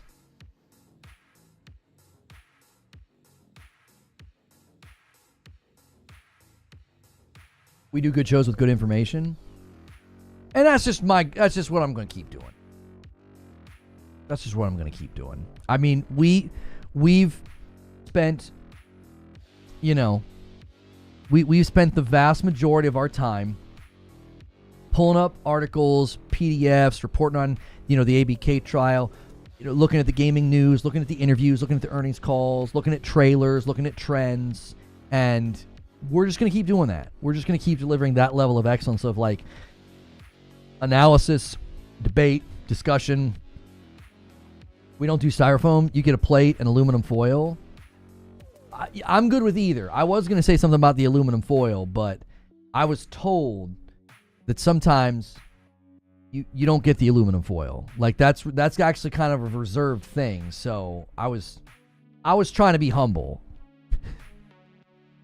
I was trying to be humble. I was trying to say, you just put it in styrofoam. That's good. Yeah, the plate with the foil, I feel like I don't want to reach. That's all I'm saying. I don't want to reach. I don't want to reach too far here. He's gonna squeak all right. That's right. Let's get back to the serious topic. What else would we have Chat GPT say like Dr. Seuss? Unfortunately, common sense isn't that common anymore. We need people like you telling the truth. Keep up doing what you're doing. I appreciate that. You have to understand where he's coming from. You'd be ticked off too if you spent years of your life cheering for a brand who failed you for years. I mean, Cryptopsy, I said that the other day. Like, if I kind of analyze what's going on, I think a lot of these outlets have been astroturfing for Xbox for years, and they're still doing it. It's like, we gotta make Daddy look good. We gotta make Daddy look good. Are you playing any Monster Hunter Wilds videos? I'll probably play it the day it comes out on the Pro, test performance, and see if I can get into it. I like doing that for you guys. It's fun. You guys seem to enjoy it. Gameplay videos tend to perform very well for us, so probably won't do like a full-on preview, a review or impressions or anything like that, but I will showcase games days that, on their launch days. Yeah. For clarification, Lono is invited to the barbecue. However, he is not to be given any baked macaroni and cheese corners, and Madam can't bring potato salad. We got to protect her. As for Lono, he'll be aight. Listen, I know that's what I'm saying. I know not to ask for too much. Being invited is enough, right?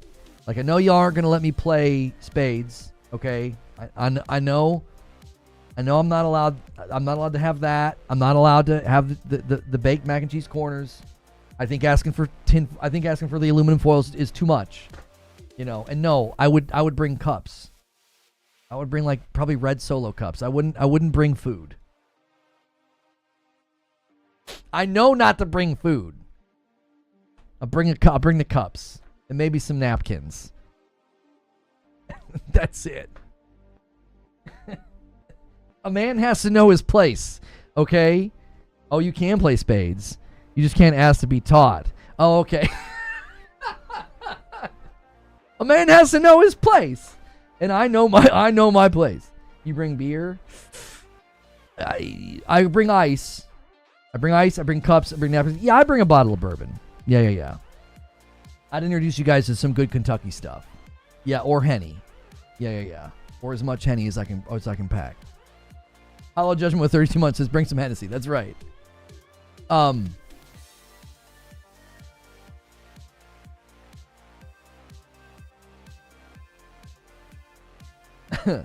Dude's gonna clip right now. Reforge making fun of black people during Black History Month. I am not. Who just said you can play spades? You trying to get this man shot? Yeah, I want to come back. I don't want it to be grand opening, grand closing. I would like to come back. So yeah, maybe again, no spades. That's not true. We'll teach you how to play. Good liquor will go a long way. If you can bring food. No, if you don't bring food. And I see you family now.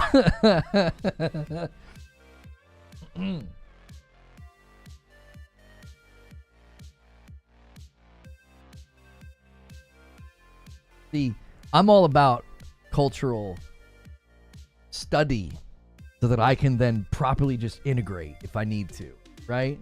That's the opposite of appropriation, right? It's more integration. Let me just show up and know some of the rules.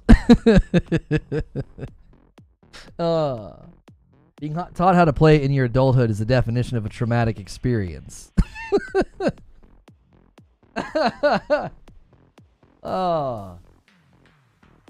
We'll teach you in North Carolina some Southern hospitality. Who's about to say? No, I was saying I don't want to do that. I'm doing the opposite. I'm trying to do the opposite. Yeah. We're not supposed to do that. I could get in trouble at the next meeting. I'm just going to be real with y'all. But I'm willing to take that I'm willing to take that risk. Cuz I know the food's going to be fire. It's worth it.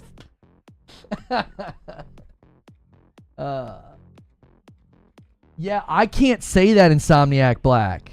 I used to say that in Euchre, right? That's white folk spade, okay? Spades.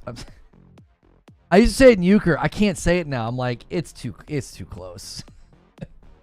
It's too close.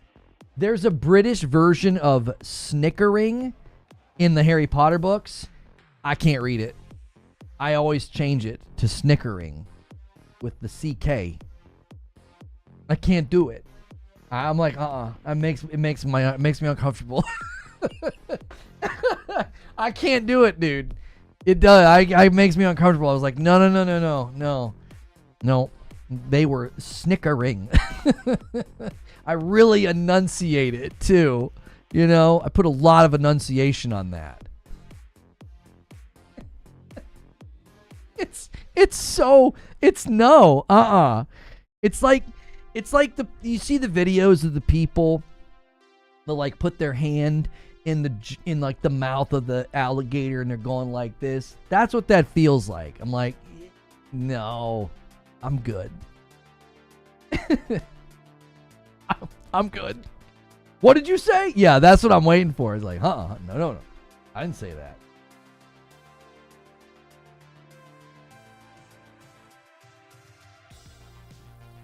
I forget the dude's name, but he talks about being a white dude at a cookout. And he says multiple times, I'm white, not stupid, about how awesome it was. That's right.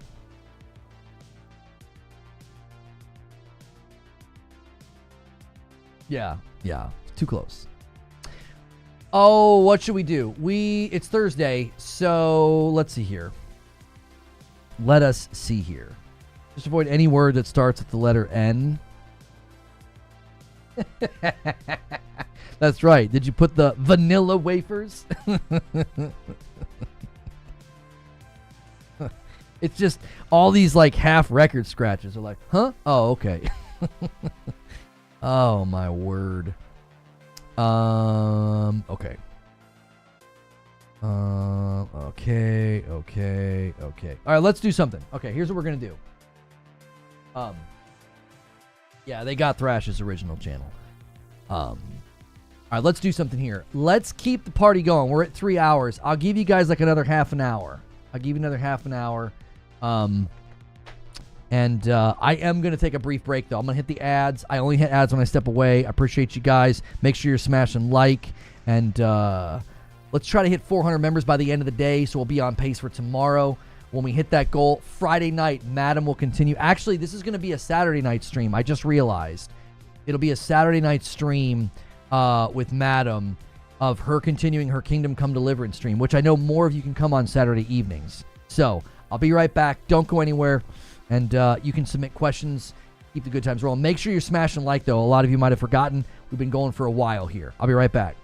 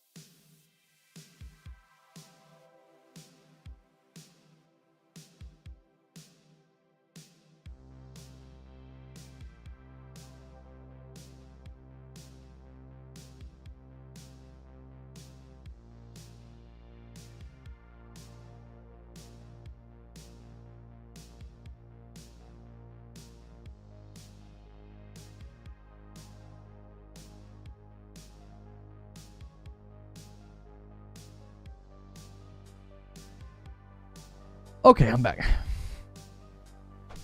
What's Thrash's new channel? I forget. I mean, it's probably just, what's his username? King Thrash -G9G.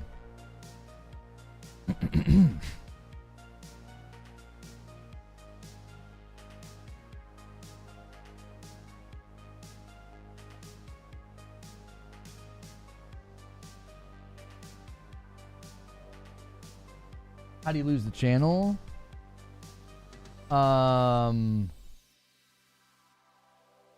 He got reported, I'm assuming, for the content. Like, here's the thing. What is this?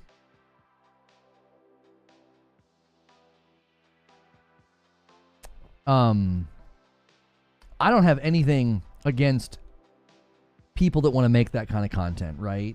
Like, if you're going to, you know, make content about others and call them names and make it personal, okay? But you're taking a huge risk, right? I've always said that. I always said that. I said that even when I was friends with one of those guys. I was like, it's just a really big risk that you take with your channel, because all it takes is the right YouTube employee to see either reports filed or look at the content, and they're going to say, yeah, that's against community guidelines, and then they nuke your channel. You know, Creature, I don't watch it. Creature watched one of these guys, and he said across 4 or 5 videos, he had like 12 easily reportable things. And it's like,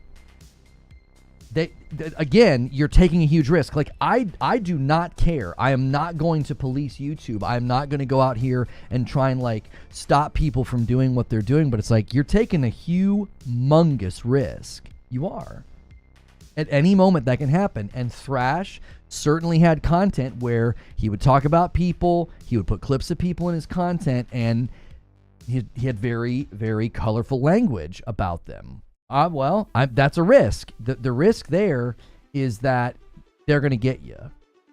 It was the one repeatedly they reported on. The longer you get away with it, the harder it hits too. Yeah, if you've been doing it and doing it and doing it and doing it and doing it, they can just hit you for all of it. It's not like you can do it for a really long time and they'll be like, well, we'll just give you a warning. It's like, no, you've got 18 videos that are breaking the rules. There's just and your channel's gone. They can review and you can have like 3 okay. They'll work that out. They find 50 and it's over. Right. And more than likely, that's essentially what happened to Thrash, is there were just too many videos that were basically against the rules. You know?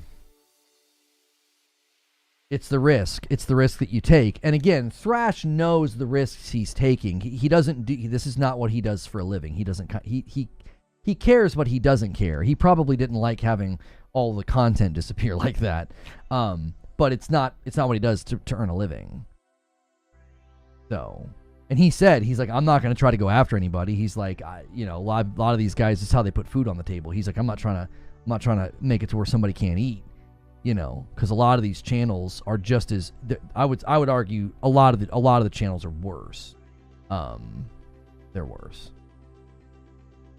Yeah, he does it as a hobby. Yeah. So if I've always said there's enthusiasts, hobbyists, and professionals, right? When you transcend out of the first 2 categories and you do this professionally, and like you're doing it full time and you want sponsorships and you want brand deals, well, you can't exactly be booting up and making videos or live streams where you're like basically saying, oh, we're going to target this person, hurl hate at them, and then encourage people, to go mess with them. It's like, well, that's a lot of brands are going to be like, huh? Like advertisers are going to go, we don't want to be on content like that. It's prohibited to make a new channel after the ban needs to watch. Well, for sure.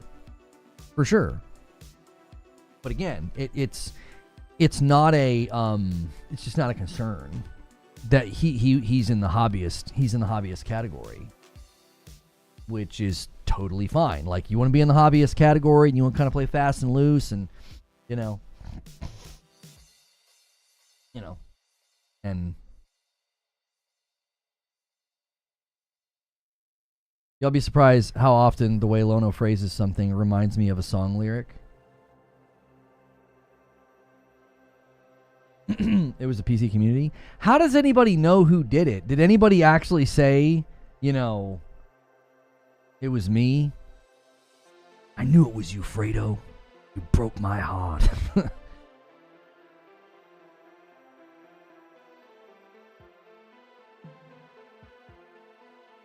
Old School Gamer says they canceled Thrash's channel for one-off harassment charge. If they continue to let people like this harass and bully people like Lone on MBG daily, please make it make sense. That's why I'm telling you, you're risking your channel. You are. There's no veiled threat here. I don't care. I've not reported a single channel. I would only report a channel if they went after my family. Then I would report that channel. We would take decisive and strong action against that. But you're just taking a big risk. If the right person gets irritated, the right person funnels up the report, the right person takes a look at the content, I mean, it is what it is. Your channel gonna go bye-bye. And some of these guys, that would be devastating. I mean, that would be devastating. I know it would be devastating. I've gone through it. I've gone through losing, channels, or not for that, but like, we nuked our own channel. We walked away from a channel. It hurts. It's really, really, it's devastating. No.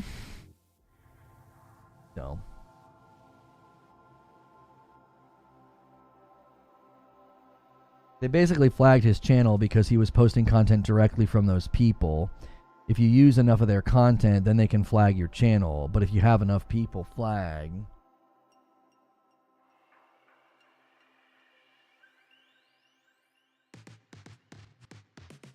But you see, that's the issue. They would report. They would want you to lose everything. Yeah, I'm not interested in fighting it. I'm not. I've never tried to keep people from using my content. It just is not worth. It's not worth it. It's kind of an unwritten rule, It's an unwritten rule. You don't go after your fellow YouTubers and try to take their channels down, So this guy left a comment on my Last of Us video, and he says, "I'm sorry, but it doesn't make sense to me that Sony wasn't mandating these live service games. You're telling me that nearly all of Sony's first-party developers just made the decision to switch to live service on their own? Nearly all? It was only a few. And yeah, that is what Yoshida said. They say, we have funding. And teams make pitches. It really is that simple. It really is that simple. PlayStation is very hands-off. To suddenly demand live service is out of character for them. It's out of character for them. Like, they're very hands-off. Maybe too much. Right?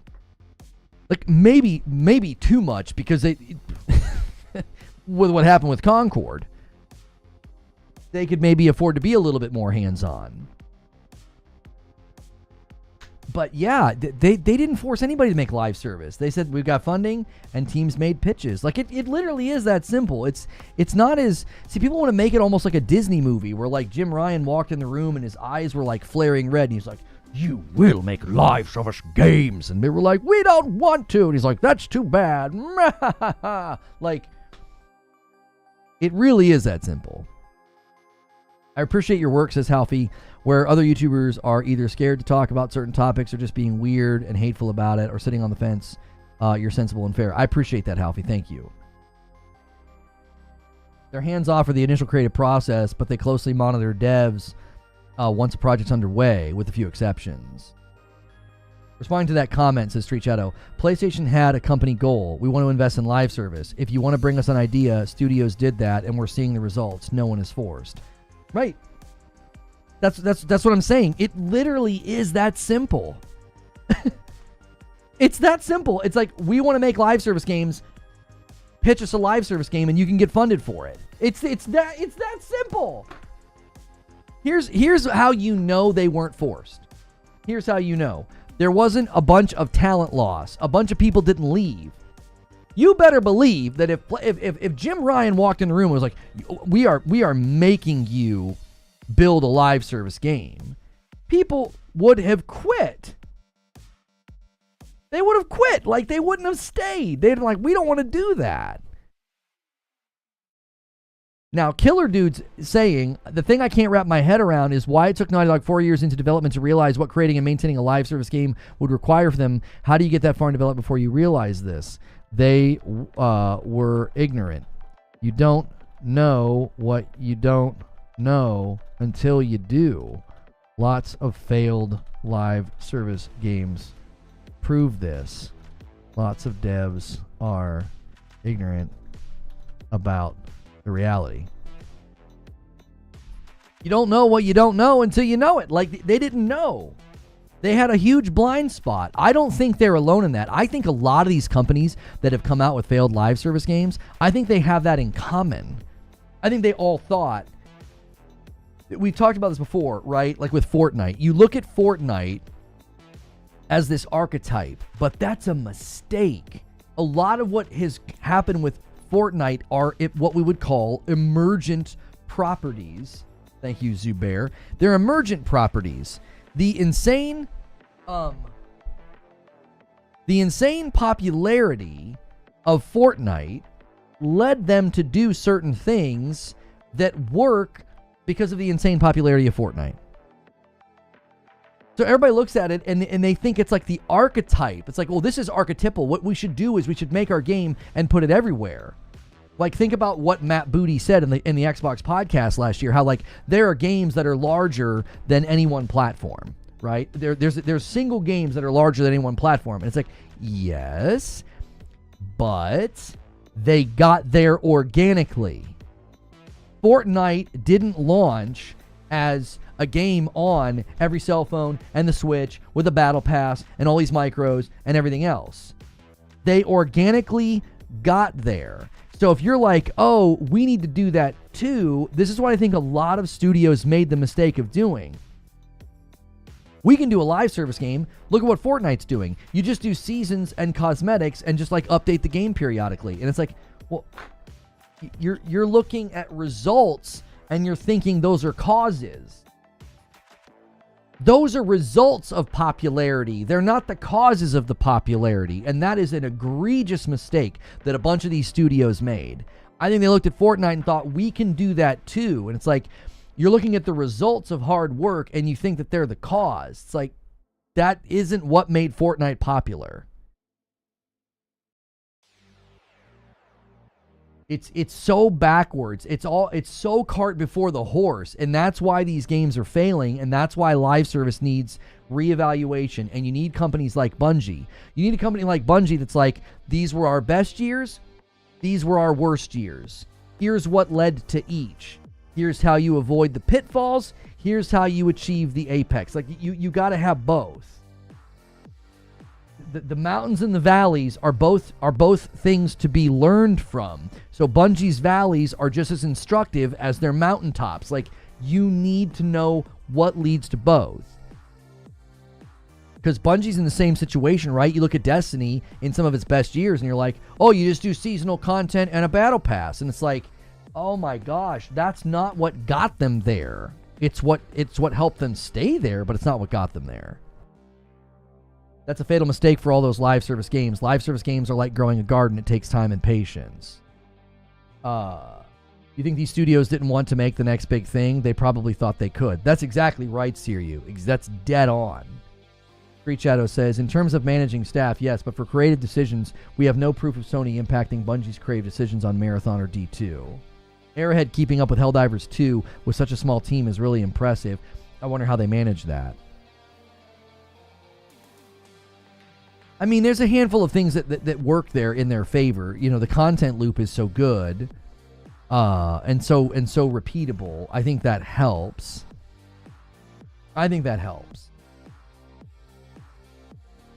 So, all right, in 15 minutes, we're going to go to the green room. If you guys want to extend, we need to hit 400 members. So you'll need some of the big boys to step out. You guys need 42 members. We have not extended once this week, and that is okay. We're still pretty much on pace to hit the goal.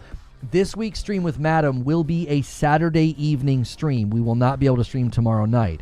So if you want to keep her, back in Kingdom Come Deliverance and continue that play session, Which actually, what we should do is I feel like we should switch to Kingdom Come Deliverance 2 because it's easier to play it on the PlayStation. But I feel like she's made a lot of progress in Kingdom Come Deliverance 1. I just don't like playing games on that PC. I'm always worried it's going to crash because it's old. And a single gifted from Talents bumps the line. He says, all right, y'all, many hands make light work. Let's go. 359. Thank you, sir. I'll never blame Sony for trying the games as a service thing. It didn't work out and how they wanted, so they're adjusting. But people want to act like it's the end of all first party. Well, here's this is what it is. It's the biggest mistake they've made. So it becomes the only mistake to talk about. A 5-bomb from K-Mist gets us to 364. I appreciate that so much, man. It would be a little bit of a strut for us to hit a goal today after everything that happened, if you catch my meaning. And a 5-bomb from Wired Ropes. That's what I'm talking about. 369. Thank you so much, Wired Rope.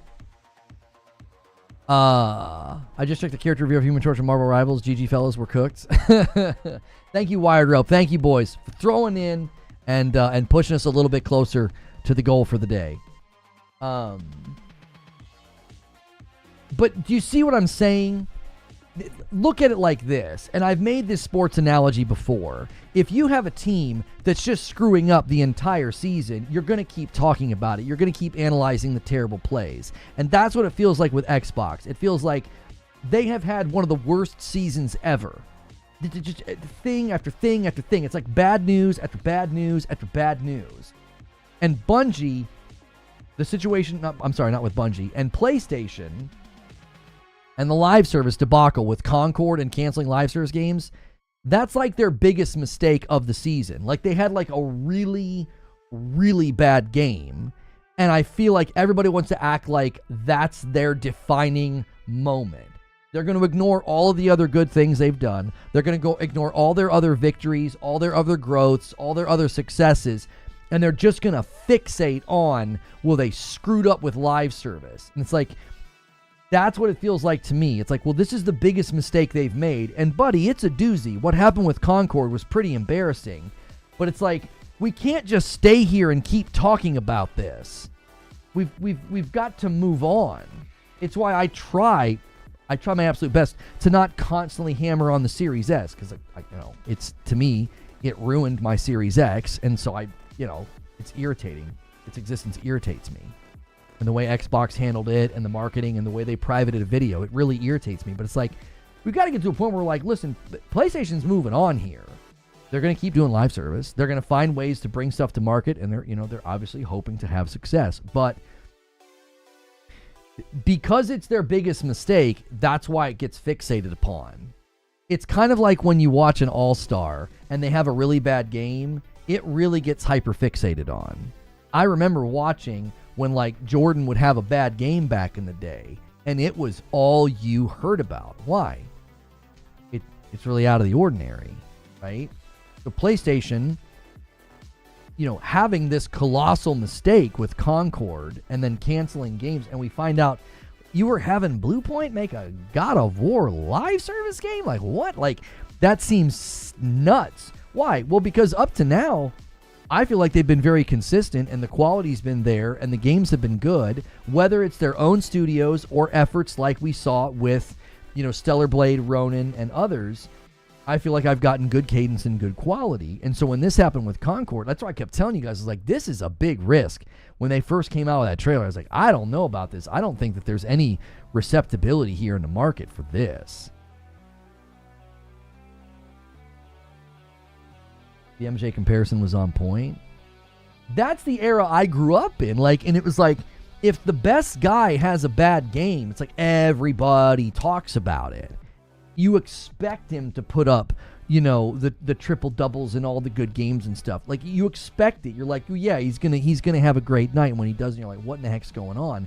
And that's what I feel like's going on with this situation.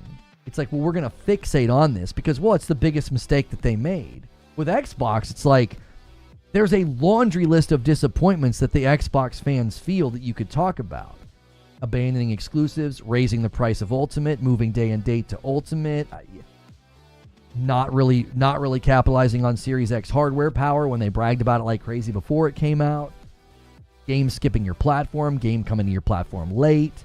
Like, it's just like, it doesn't end, it feels like. It just doesn't seem like it ends. And now you're seeing your games go to the competitor after being given assurances that that wasn't really what was going to happen. Like, so that's, I don't know. Still no GTA 6 trailer. I think GTA 6 trailer 2 shows up in May if, this is a big if the game has not been delayed. I think they spin up the marketing in May. I've got it on reliable authority here that I've got on pretty reliable authority that May is when we'll start to see things, and PlayStation's going to be a part of it. So, but that's if it doesn't get delayed. The Reforge community is no joke on X. You got to feel good seeing that. Oh, I'm not paying any attention to it. I decided I was done. I was like, I've said my piece. I've said enough. I'm not going to sit here and go back and forth all day long with it. There's a Sifu movie in the works with Netflix. John Wick franchise director will produce the movie. That'll be great. Yeah, I'm not paying any attention to it, MTO. If people are coming to my defense, that's great. There's a bit of poetic justice. There's a little bit of poetic justice seeing what's happening to Chris Barrett. Seeing his messages get published, and then getting to kind of, I think, properly correct somebody that, I don't have a whole lot of love for.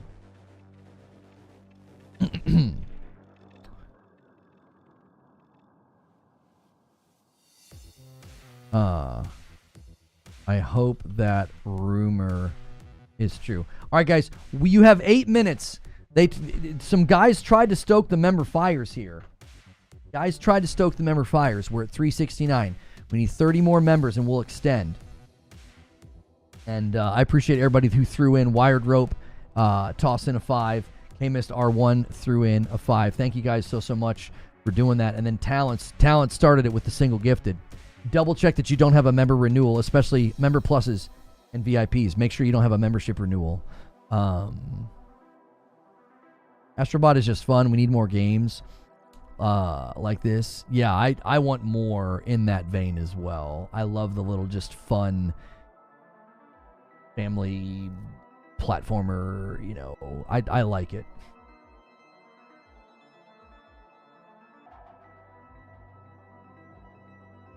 Left for a run, came back, you're still alive. 8 minutes and we're going to the green room. There he is. See, T-Man Grove making it a little bit easier. He moves the member count to 370. That's a VIP. Another VIP from Haseo, 371. See? Glad to be here. Keep up the good work. Thank you so much, Haseo. Your comment to my comment was perfect on Astro. I knew you would like that, Hilly. I was like, what the F did you say to me, you little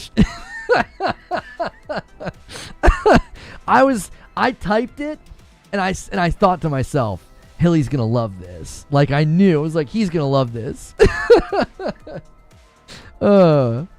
was good. It was a good moment.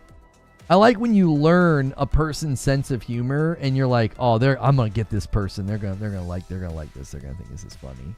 That's always a fun thing, We gotta figure out. Hilly, are we doing an afternoon stream tomorrow? We gotta figure out what we're gonna play if we are.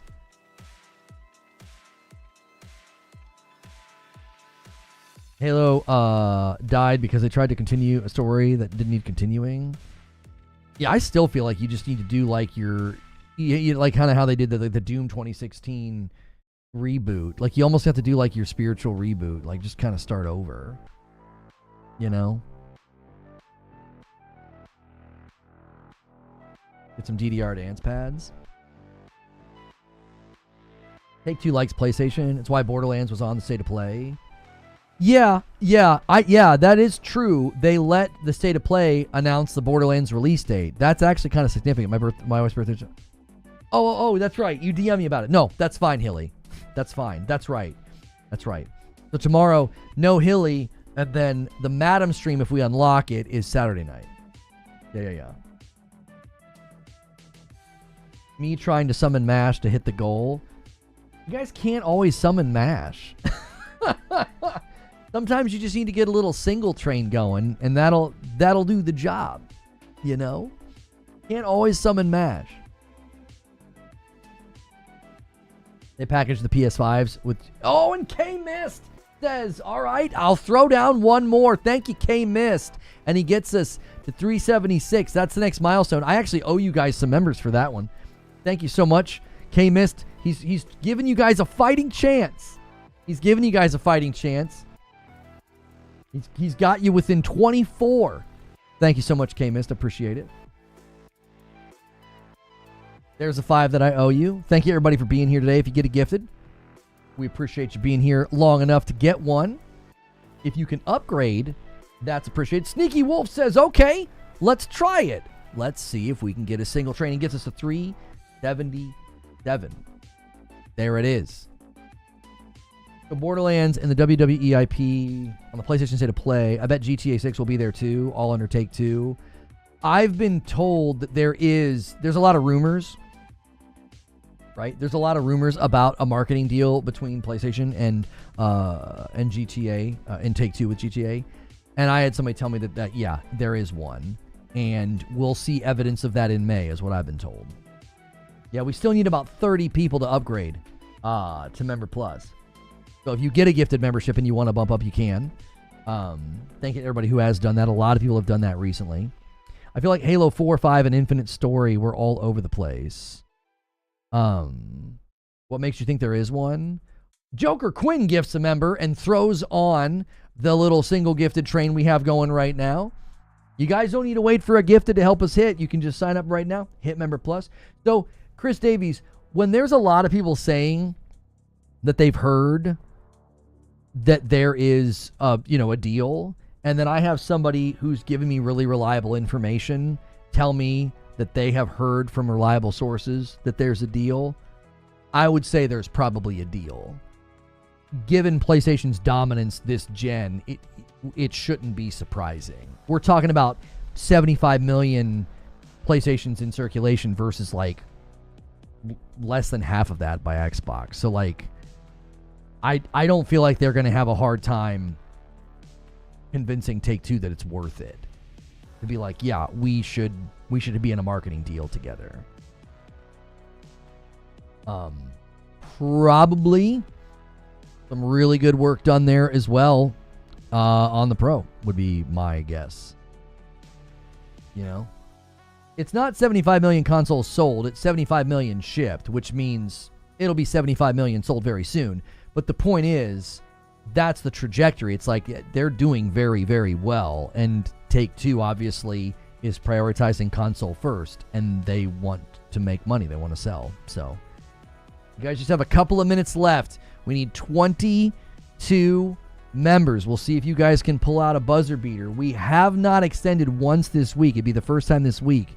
There are some weeks where we extend like every day, and this week hasn't happened yet. We'll see if it happens today. I just don't understand why GTA would want to go on PlayStation's show when they could do their own show, get killer numbers free. And Cat comes in with the 20 bomb and takes us to 98. And then B4110 renews and takes us to 99. There it is, the buzzer beater from downtown, from Cat herself. And VIP from El Duderino is all you need. There it is.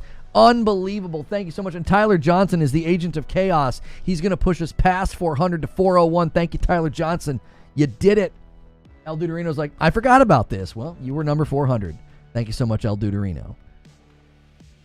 Here's the thing, Chris. I feel like you're creating a false dichotomy. You guys just extended. We're going to keep streaming. This is a great opportunity for you guys to use the question command, and you guys can do more personal questions now if you want. You can do it like an AMA. It doesn't have to be about gaming. We're sort of in the post-show now. You just unlock the post-show, and we can kind of talk about whatever you want. You're making a false dichotomy a little bit, Chris Davies, because yes, GTA 6 can just drop their trailer, and get tons of views, but then they can also get more views, more exposure, and more consumers to see it if they're in a state of play or a showcase. It's both and, right? Like, Capcom drops their trailer. Monhun Wilds is super popular already, but they were also the first trailer on the state of play. You think Capcom's like, we need the help? No, but it is helpful. Do you see? It's not like, well, because we can get tons of views on our own, we don't need to be involved with anybody else. They can do both.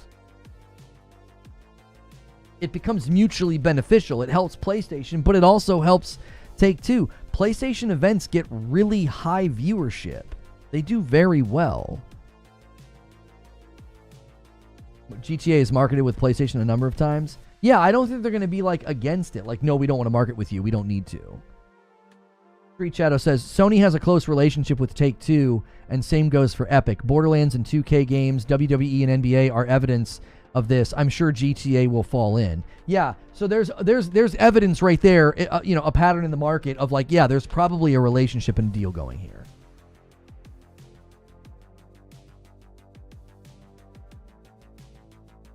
The Pro is selling a lot in Japan due to the close release of Monster Hunter Wilds.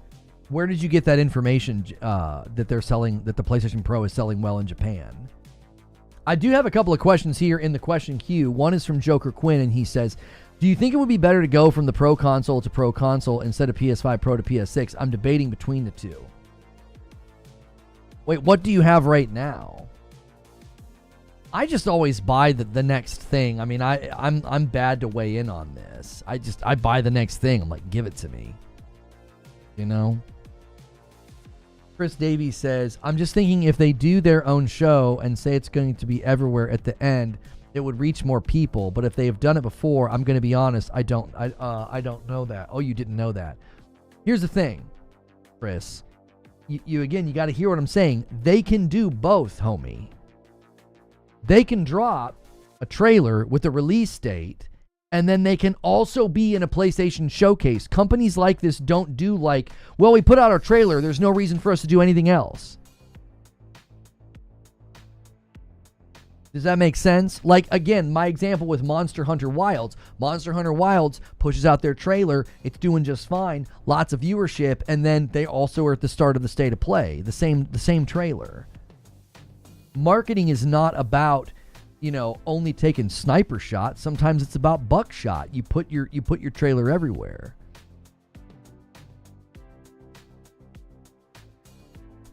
So, Joker Queen, you have the Pro. I mean, you're going to have to make a judgment call when the PlayStation 6 is announced and discussed. Is it going to be a big enough jump for you to buy, or will you wait and consider like, okay, it's safe to assume there's going to be a PlayStation 6 Pro. You'll just have to make that judgment call. You know what I mean? Would PlayStation want to overshadow other games, though? Why would they care?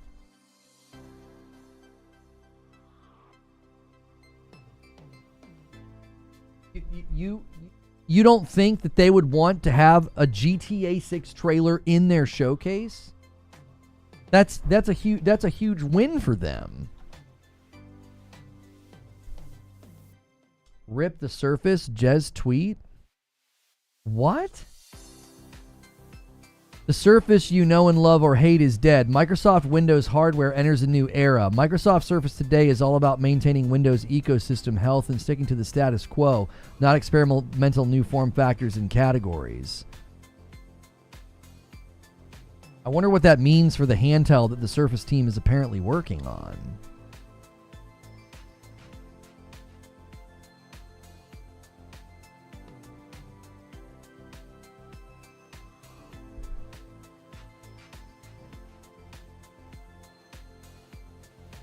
GTA will be the biggest piece of media at launch. Yeah, having that in your showcase is not a problem. I don't think it's a problem. Like, it's going to overshadow all their games. Think of it like this. If the public associates the GTA 6 launch with your hardware, that's a dadgum win. That's a dadgum win, dude. Like, because they'll get your games. They'll get your games either way. If you get them to buy the PlayStation hardware, because you're getting them in because they're like, oh, I'm going to get GTA 6 over there. They'll buy your games eventually. See my comment above. Oh no, millions of extra people will come and watch our stream and maybe see some other games they want to buy. Yeah, that too. You're creating something for all of your stuff to orbit around. Like, you're seeing it as overshadowing. It actually creates an orbital effect, like where everything's orbiting around GTA 6. Like, well, I'm going to get a PlayStation 5. Well, I'm going to get a PlayStation 5 Pro. They said it's going to be enhanced. Yeah, did you see all those other games? Yeah, man. Oh my gosh. Like, it actually is good. It creates a magnetism. A GTA 6 PS5 Pro pack would sell a lot of PS5s. Mm-hmm. Crinab submitted a question and said, who actually cares that much about quick resume and play anywhere? Apparently, Xbox fans that don't like me. They care about it quite a bit. They care about it quite a bit. You know what I mean? That entire instance was just so ridiculous. I promoted a guy's content, gave him flowers, said, hey, it was funny content, ha ha ha, and then contextualized how, you know, if you jumped into Xbox right now, like if I sold you my Series X and you jumped into Xbox right now and you signed up for Game Pass and you could play Avowed, Indiana Jones, Stalker 2, a better version of Starfield than it was at launch, a better version of Forza Motorsport than it was at launch, Forza Horizon, Hi-Fi Rush. That's a whole lot of value instantly that you get, like, immediately. Like, if you suddenly jump into the Xbox ecosystem right now, if you bought my Series X and you signed up, that's an insane amount of value. My whole point at the time was I have had to live through 5 years of it not being good. Everything's taken long. Things have come to the market that they're not ready, or they've been delayed, or whatever. And then I basically took issue with the fact that, like, quick resume isn't good enough to make up for all of this. More than that, doesn't work all the time. And then I had the audacity of saying that it's basically the same as rest mode. That's their smoking gun. That's how they argue that Reforge Gaming is a liar. That's it. That's what they got on me. Beyond the Ice Palace 2 official gameplay trailer from Guerrilla Collective 2024. Yeah, it looks too stiff for my taste. Petrov says, hey Lono, can you rank your 5 best games?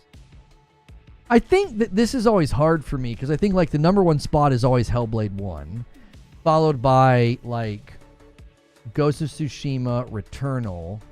I put both Ori games together, and then probably both of the Last of Us games together. It's a pretty eclectic mix there, you know. I've got both the Ori games, Hellblade, Tsushima, Returnal, and then the Last of Us games.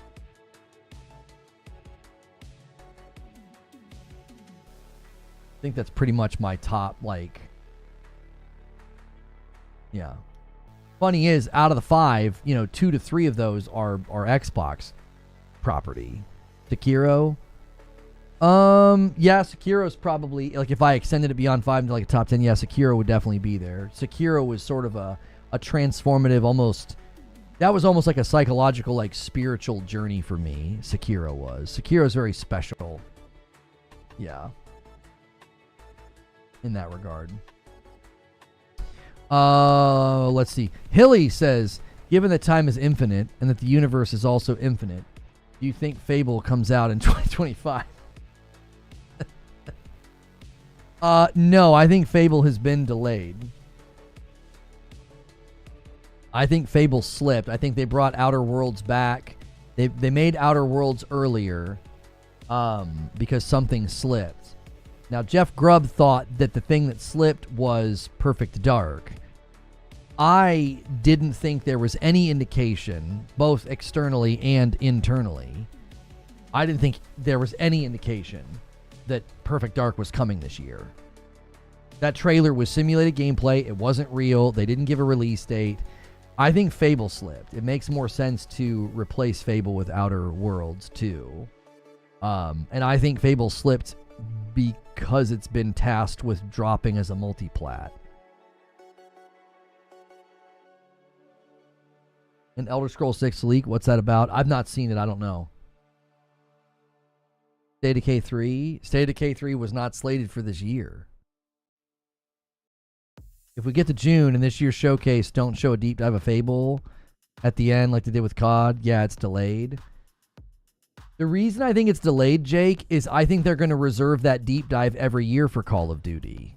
It's too big to not give it to COD. I think COD's like, you know what I'm saying? That just feels, and again, I could be wrong. Maybe COD does its own event because it is so big, and they do. Maybe they do a Fable deep dive. But yeah, I think they give that spot to COD every year. So the fact that Fable was not at the state of the developer direct, that to me screamed very loudly that it's been delayed. Like, you gave a spot to 33 Claire Obscura, 33 Immortals. I mean, I know it's coming to Game Pass, but that's a third-party game. They gave a spot to that game and didn't have a spot for Fable? Yeah, they could do a Call of Duty next. That's exactly right. I mean, I could be wrong, and Fable could get the Starfield Direct treatment at the Summer Showcase. 100%, I admit, that's a possibility. I think it slipped. I think it got delayed. I bet you 5 gifted members Fable will land in 2025, not because I think it will, but if it does come, I'd like to celebrate by gifting anyways. There you go. Thank you, Whiskey Need. Thank you. Well, you guys extended today, so we're going for like another 20 minutes or so. We probably have to always end at 2:30 so that I can, plan and have time to record if need be. I have like a hard stop every day right around 3 o'clock. Colt put up a video 5 hours ago with that headline.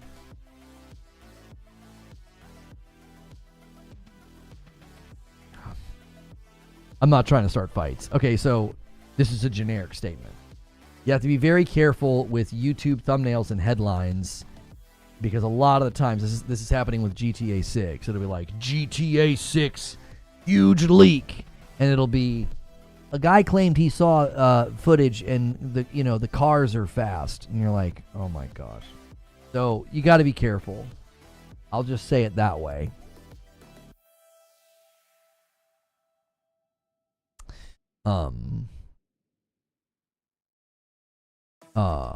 That would be dope. Somebody's saying they want co-op in the no return mode in Last of Us.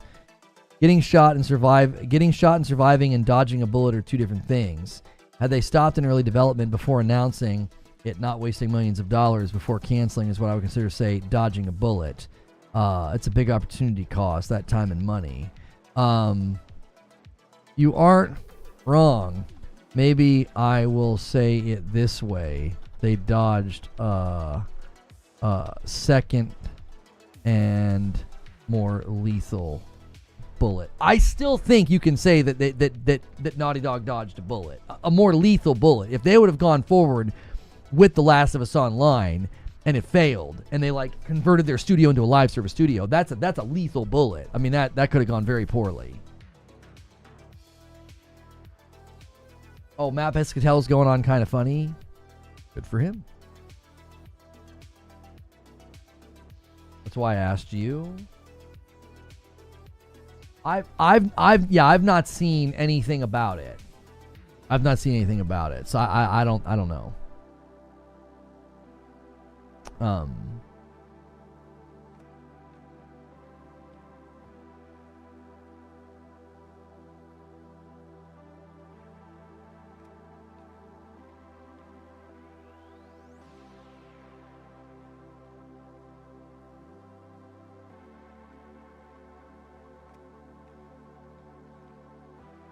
'If T-Law Online continues, Neo will likely walk.'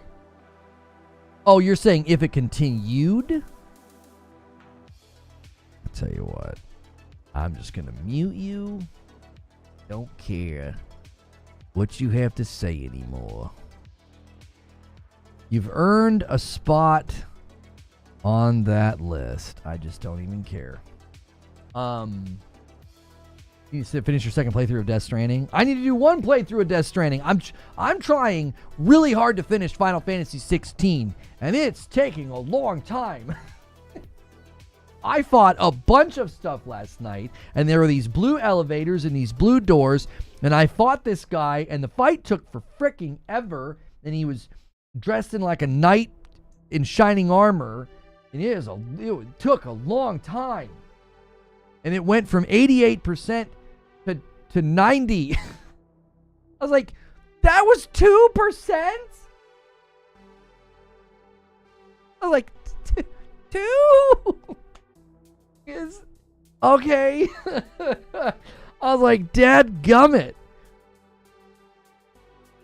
You know what I mean? You're my gaming news, so so if I see anything, I ask you. Yeah, I mean, I could research it right now for you. Elder Scrolls 6 leak. I'm not seeing anything in the news headlines. I'm seeing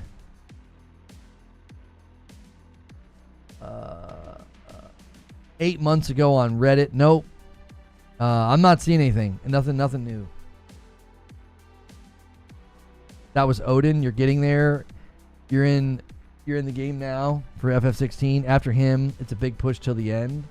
Yeah. I got his power. I got Odin's power. I'm just like, bro, I'm loving it. I'm loving the cutscenes. I'm loving the fights. I'm loving the dialogue. The dialogue between Clive and Odin was so freaking good. It was so good. I was like, this is excellent. It is excellent. Like his view, if you're thinking philosophically about it, like his view of humanity is so, oh my gosh, he's basically, yeah. His anthropology is very interesting because like he's essentially saying that they're terrible, their free will basically needs to be taken from them because of what it leads to. It's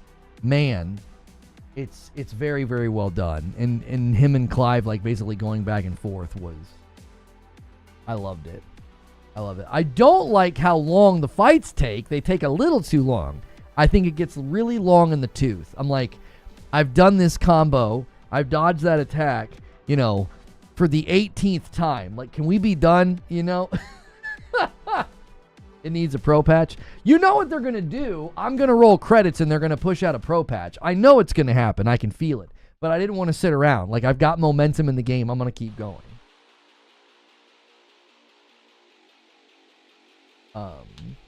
So, Street Shadow says, we know the Xbox crowd hates exclusives, but do they not remember they were big in the 360 years? GTA 4 DLC deals, COD deals, Ninja Gaiden, Mass Effect. Well, this is something I've talked about a lot recently where, and you got to pay close attention. You have to pay very, very close attention to how this works. So what has happened is whatever they do is the new score metric. Right? Whatever they do, that's the new score metric. So if they pivot away from exclusives and they're doing lots of publishing, that's the new score metric. That's what we're going to say is that's how you win. Right? We're going to abandon the power narrative. We're going to abandon exclusives. We're going to abandon games that show off next-gen features and power. We're going to abandon all the promises about 60 FPS. We're going to abandon virtually everything. Like that side, this gen went from saying this thing's going to run circles around this thing to defending 30 FPS, demonizing exclusives, and celebrating how many games are published, even if they're published everywhere. So, like, what they do is, and this is why I call it like blowing a dog whistle. Like, Phil blows a dog whistle and basically says, this is what we're doing, and this is why. And then they all say, this is good. This is what's supposed to happen. This is how you win. So it's like it's like getting to the end of a sports game and being like, well, no, we won. Well, why? Well, we ran more run plays. So you wait until the end of the game and the one stat that you were better at, that's what determines who wins? We scored more touchdowns. Yeah, that doesn't matter anymore. We've decided that doesn't matter anymore. Scoring touchdowns doesn't matter. What matters is we ran quantitatively more run plays. Well, you didn't get as many yards. You weren't very good at running the run plays. No, that doesn't matter. We ran more run plays than you. It's this retroactive, point sheet adjustment where the point sheet literally changes depending on what they do. It's absolutely ridiculous. It's why I don't have respect for the outlets, the people, the pundits, and the folks that do this. It's like you're just changing what scores points. It's like playing a game with a child that changes the rules so that they can win. It's literally that. No, it's not even that. It's not even that. They're not changing the rules so they can win. They literally look back retroactively and they say, I won because of this. It's not like in the middle of the game they're saying, well, whoever runs the most run plays wins. No, they get to the end, they look at the stats of the game, and they say, we ran more run plays, we win. Like, what? My Ravens run more run plays and get more yardage. I don't know why all teams don't just do that. Not a bad comparison for someone who doesn't watch football. I grew up watching tons of football. Like I actually am. I'm a red-blooded American, brother. I know football, but I just don't care about it anymore. What is there to win? Well, right, Deuterino, right. Like, we're talking about the dialogue. We're not talking about actually winning. We're talking about the people who contribute to these conversations. We're talking about the people who basically frame, the narrative of like the gaming world. It's this big ethos of, like, you know what I mean? There's articles, videos, there's Twitter personalities and pundits out here. Lona, your team won the championship this year? Wait, what? They did? And so yes, there's nothing to win, but there is a sense of which company is doing a better job. Like, that's a question. That's a question worth asking if you're a consumer.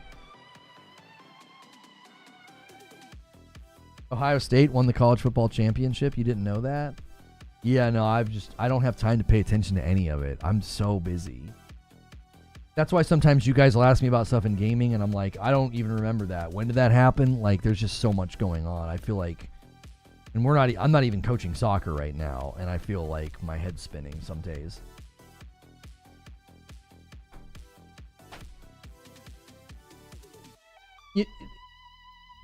The discussion, the choices, the which platform's better, all of that was framed 5 years ago around the power narrative and exclusives. That's what it was. Xbox abandoned both, and that side claims the ones that are still loyal, they act like that doesn't matter. So it's like the season started and they were all about scoring touchdowns and winning games. They get to the end of the season and they say, well, no, we've decided that even though we lost a bunch of games and scored so few touchdowns, that doesn't matter anymore. Console sales don't matter anymore. Exclusives don't matter anymore. Power narrative doesn't matter anymore. It's like, oh, okay. Well, we got to the end of the season, and you got the dog crap kicked out of you, and now you're acting like, nope, we won. It's like, okay. It's so... the reason it's so frustrating is it's like you can't really engage because it's like, I don't even know. You're just going to change the rules. They're just going to do it again. They're establishing that they're not trustworthy and they have no integrity. That's what they're establishing. I have been consistent this entire time with what I value, what I celebrate, and what I'm going to prize and what I'm going to criticize. I am not meaning to rap and rhyme, but it just happens. I've been consistent. They're going to do the same thing.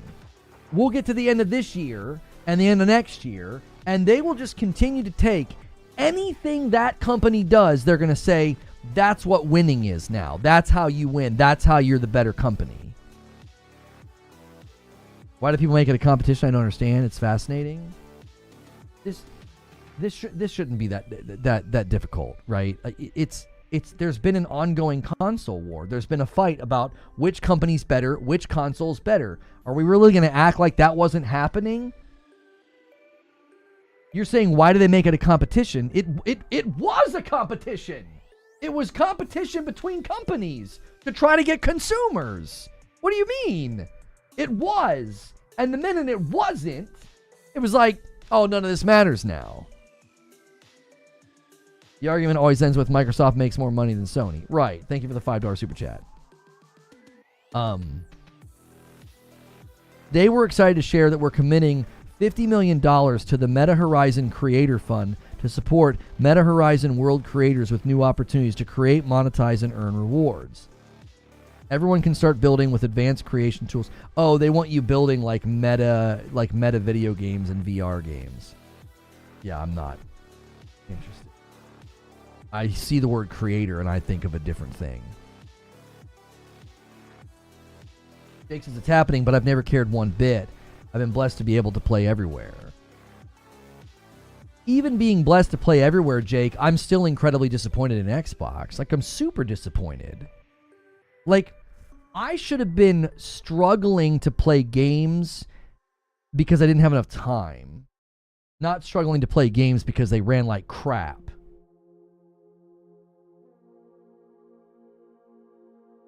Like, do you see? Like, I should have been like, holy crap. Halo is amazing. I can't stop playing it. Every new season is a banger. Oh my gosh, Starfield looks and runs amazing. Oh my gosh, you know, Redfall, I can't put it down. It's like Vampire Borderlands. Oh my gosh, you know, I can't stop playing Hellblade or not that I can't stop playing, but oh my gosh, Hellblade 2 is so incredible.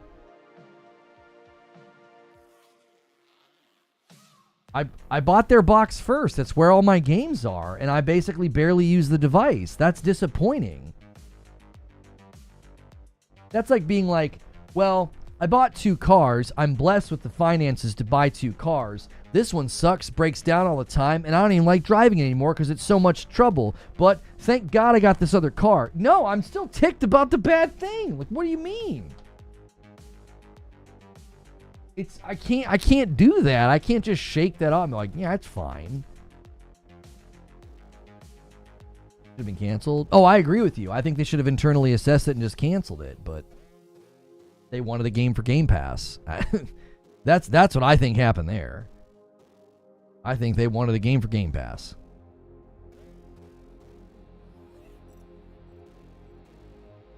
My take, the console war stopped when I wasn't asking someone else to buy me the box.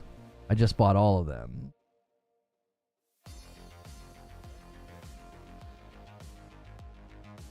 What they did to Halo is criminal.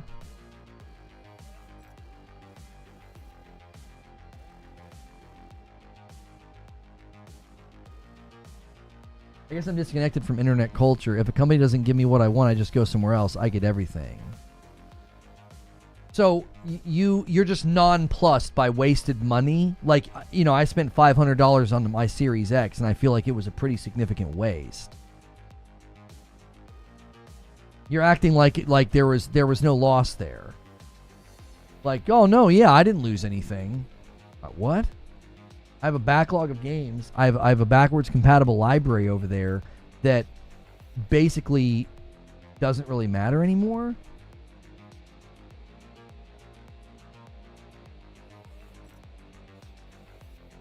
I would be just as furious if PlayStation did this going forward. I'm building a library with them. What if in the future PlayStation did this? They pushed out a 2-tier console. One was weak. One was barely ever tapped into. Game companies started skipping their platform. Their games started coming to the market, and they weren't at quality. They weren't at 60 FPS or the promised thresholds of performance. And I had to start playing PlayStation first-party games on my PC. I'd be just as freaking furious. I'd be like, what the frick are you doing? I invested in your platform. I bought a bunch of games. I built a library. And you're doing this? I'd be just as angry. The lack of anger, disappointment, and criticism from that side.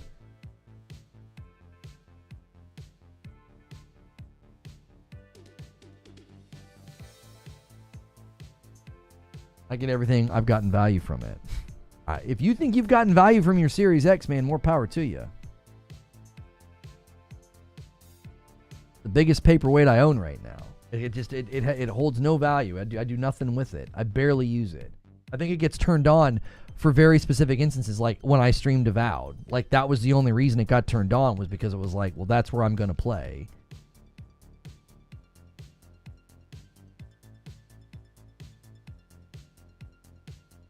All right, I'm setting up the green room right now. You guys extended, but it's now 2:30. We got to go to the green room. I got to have time to kind of plan and think through uploads and have time in the afternoon to work on it. If you want to come with us, you got to be at Member Plus. This is a great incentive for you to support the channel directly.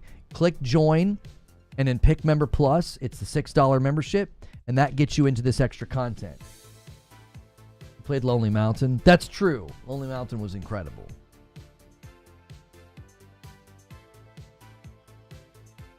I'm going to spam a link in chat. And, yeah.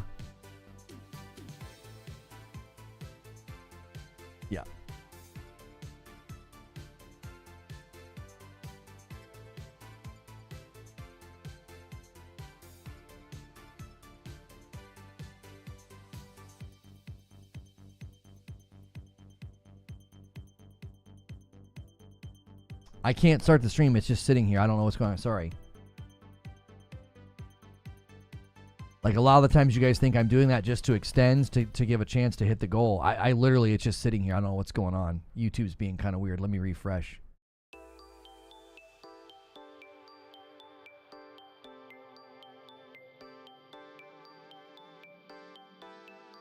I actually play on my Series X a lot. Game Pass as well. I don't think there's anything minimum effort about the actual console. They didn't do anything that they promised with it. They fell just abysmally short of the expectations that they set for that device. Like, it's objectively true that they did. They just fell incredibly short. You getting value out of it's great, but I'm only speaking in facts. Like, when I say that, that's just the truth. So, thank you so much for being a paying member on this channel. You guys are great. We have maintained a very, very strong count of like 571. We bounce around in the 570s, which is awesome. We're continuing to get more people. Encourage folks to upgrade. It's a $6 tier. It's $6 a month, and you get into green rooms like this. We're on pace to hit the goal as well. The Madam stream will be Saturday, though. It'll be Saturday evening. I know that's actually helpful. More people can come, but we can't do it on Friday night. We have a prior engagement. So, appreciate you guys. At the end of the other stream, if you can't come with us and you're like kind of bummed about that, all you got to do is upgrade to Member Plus or pick up a Member Plus membership at $6 a month. I'm going to end that stream and redirect folks over, and then I'm going to change that thumbnail because we are no longer